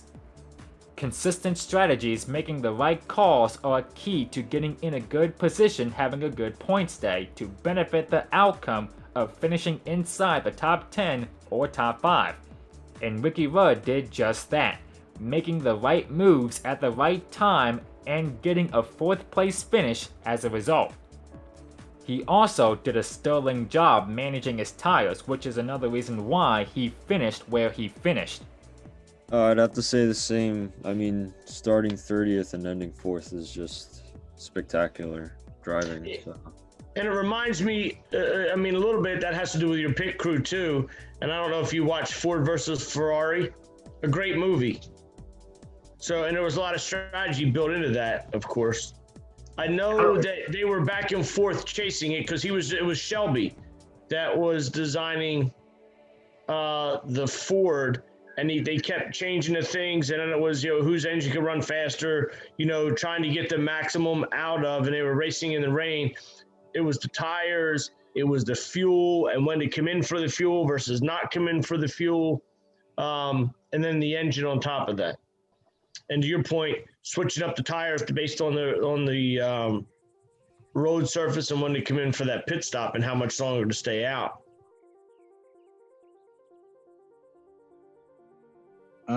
You know what? I kind of want to give it to Mike Wallace, honestly, because of his performance and just because of the fact that he was kind of floated around mid-pack. He had a quiet day. He had a really quiet day all day. Didn't really make much noise, and no one really talked about him all day. But the fact that he finished in the top 10, looks like he finished 6th here. I got to give him driver on the move because of the fact that he was pretty quiet all day. Didn't really do too much to make a lot of noise, but got a top 10 out of it. So I got to give it to him. Got to give it to that 7 car. Really good finish for him. Ooh, I'm gonna say Michael because he was up front. Then he went all the way to the back. Then he came back up to the front and he won the race. Of course, if there was help with Dale Jr. and Dale Earnhardt, but he did. He was just talent Daytona to be in the back of the front. You could be all over the place in the race. But I'm gonna say Mikey because he was in the back and he came to the front and he won the race. So I guess he was the biggest mover. Bobby, I have to go with Bobby. I feel like that's the best one in my heart. Bobby Hamilton, then. Yes. had a quiet day, but managed to stay out of trouble and finish in the top 10, despite starting in 35th.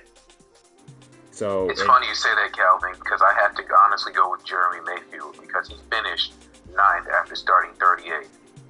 Very true. Impressive top 10.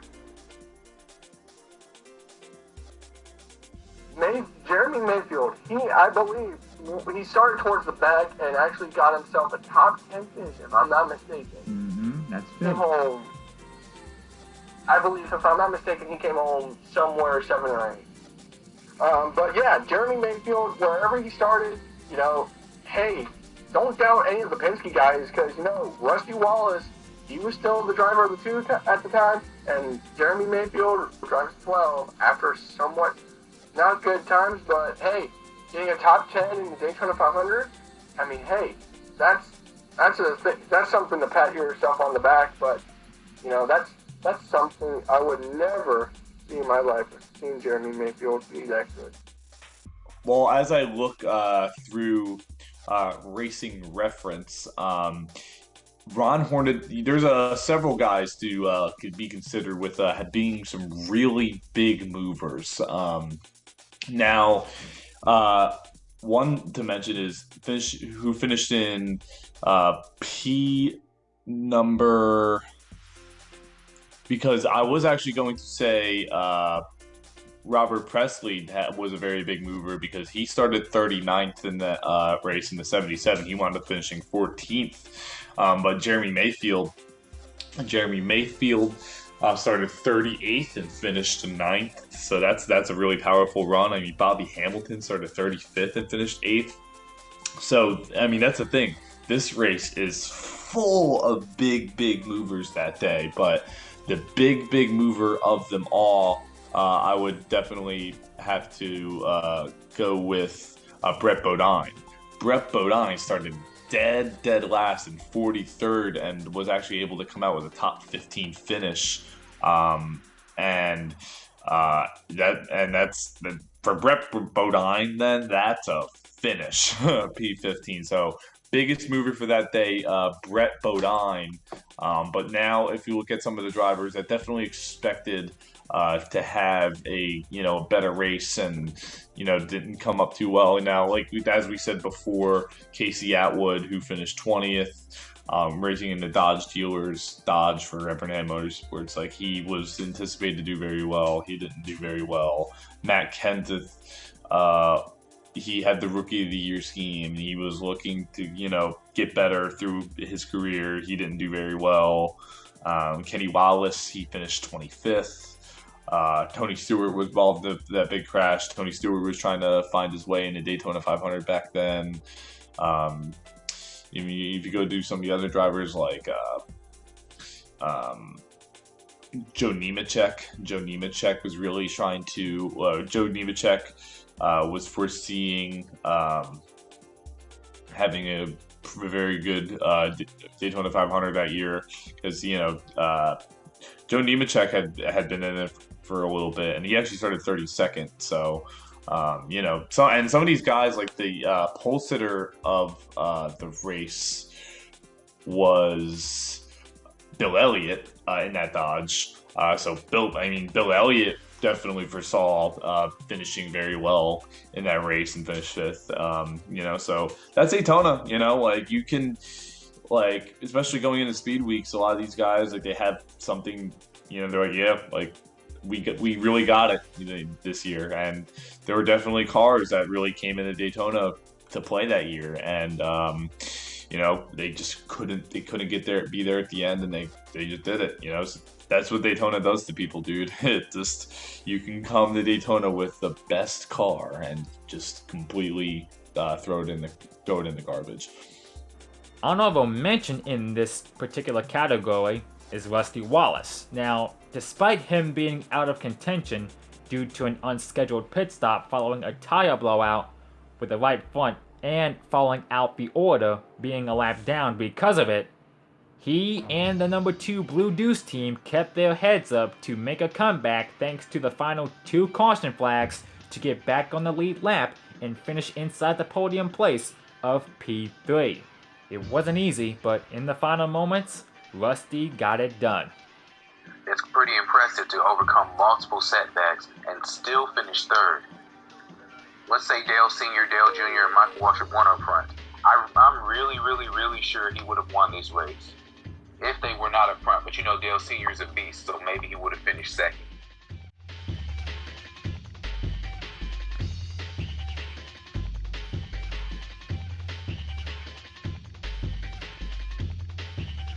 In my opinion, Tony Stewart, no doubt, was inconsistent in this race.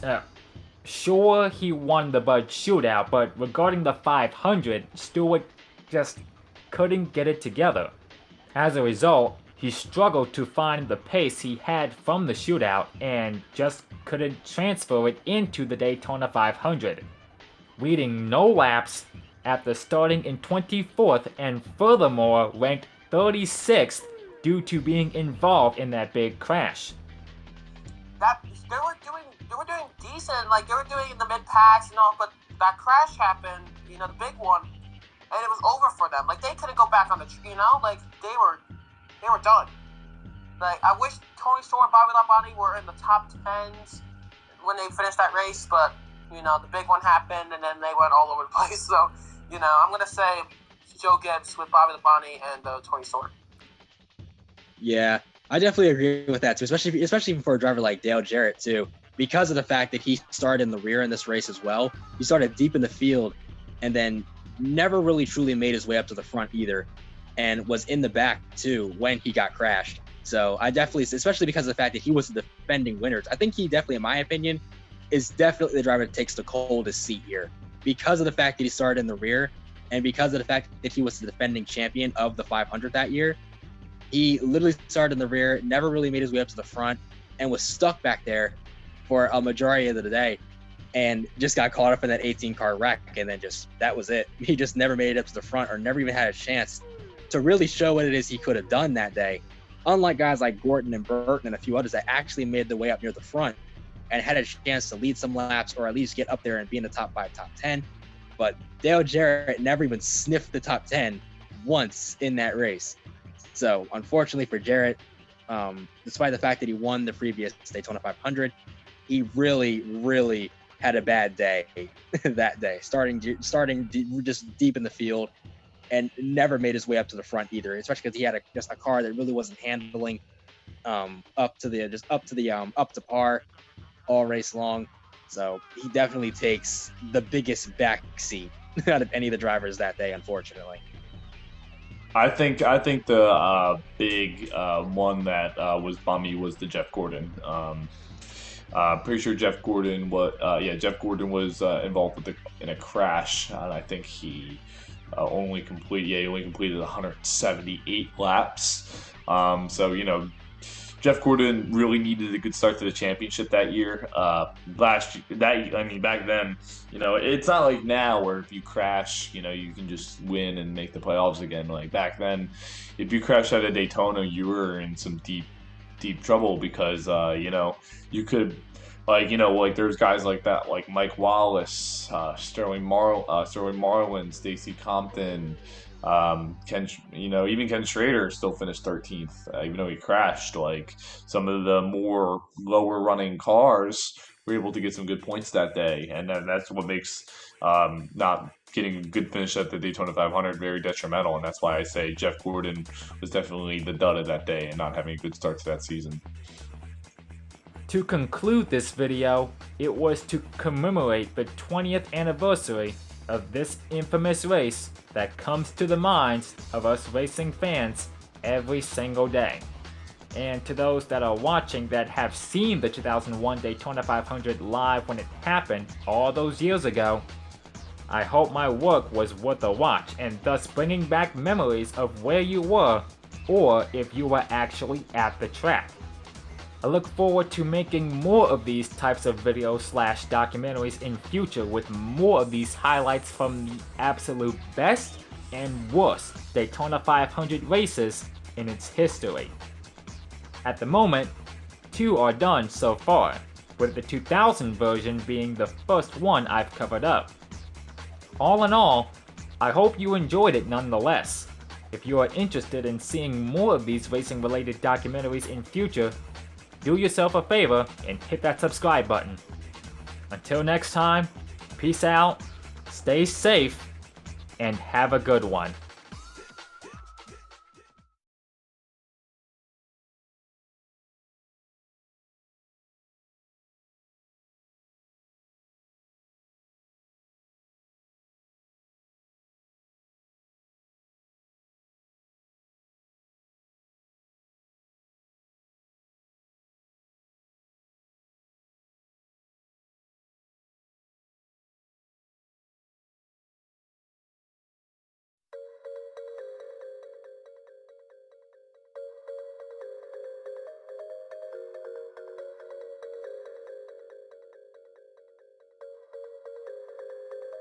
Just like a year ago, he's going to get him, though. He's going to get him. Gordon got loose. It's Harvick. Harvick moves. Dale Earnhardt Jr. using lessons learned from his father to go from 6th to 1st and score the victory in the Pepsi 400.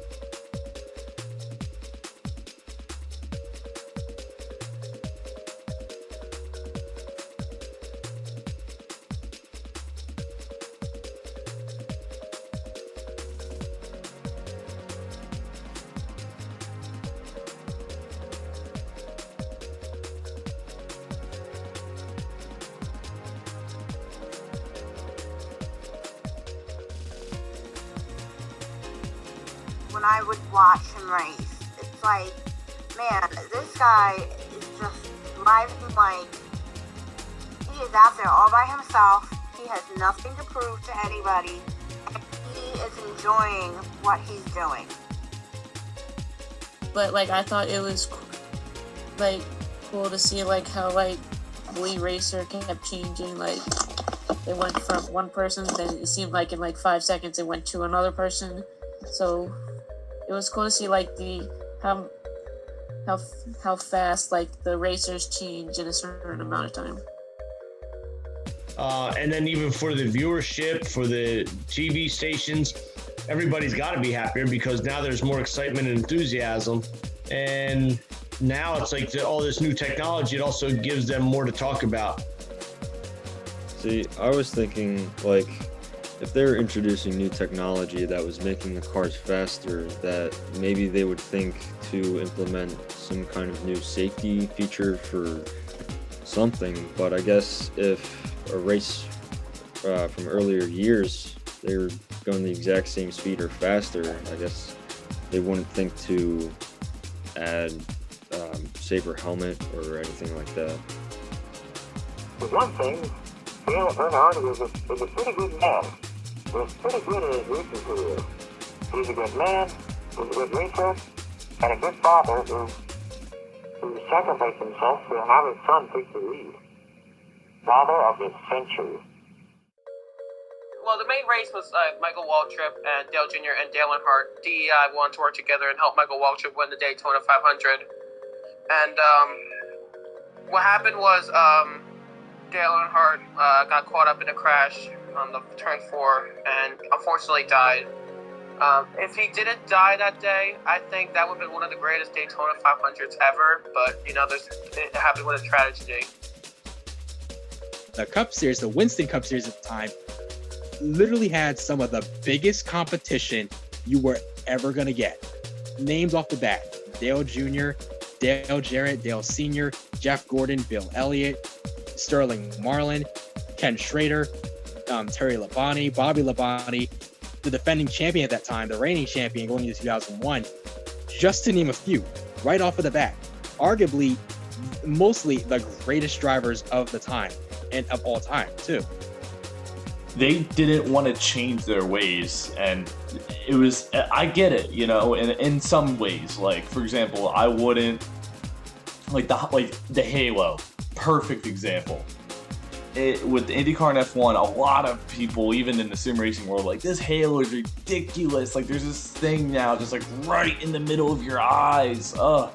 You know? But there are so many crashes we can already say in the year and a half it's existed where people's lives were saved. I feel like the overall race was great. Good combination of passing, a lot of a lot of side-by-side action. I just feel like NASCAR really got that package right, especially after Dale Sr. complained the year prior about how bad the 2000 Daytona 500 was. They basically listened to Earnhardt Sr. They got it just right. You gotta applaud Schrader on this one. He went over to Earnhardt's car, called the medical over, and I honestly think Kenny Schrader did a good job just staying by Dale's car until the crew came over and started expecting him. I applaud Kenny Schrader on that. I really do. It's insane how all that jumbled up together and made such a historical event in NASCAR racing. Overall, it was pretty good till the end because Dale Earnhardt Sr. passing the brakes, which was it took a toll on the sport.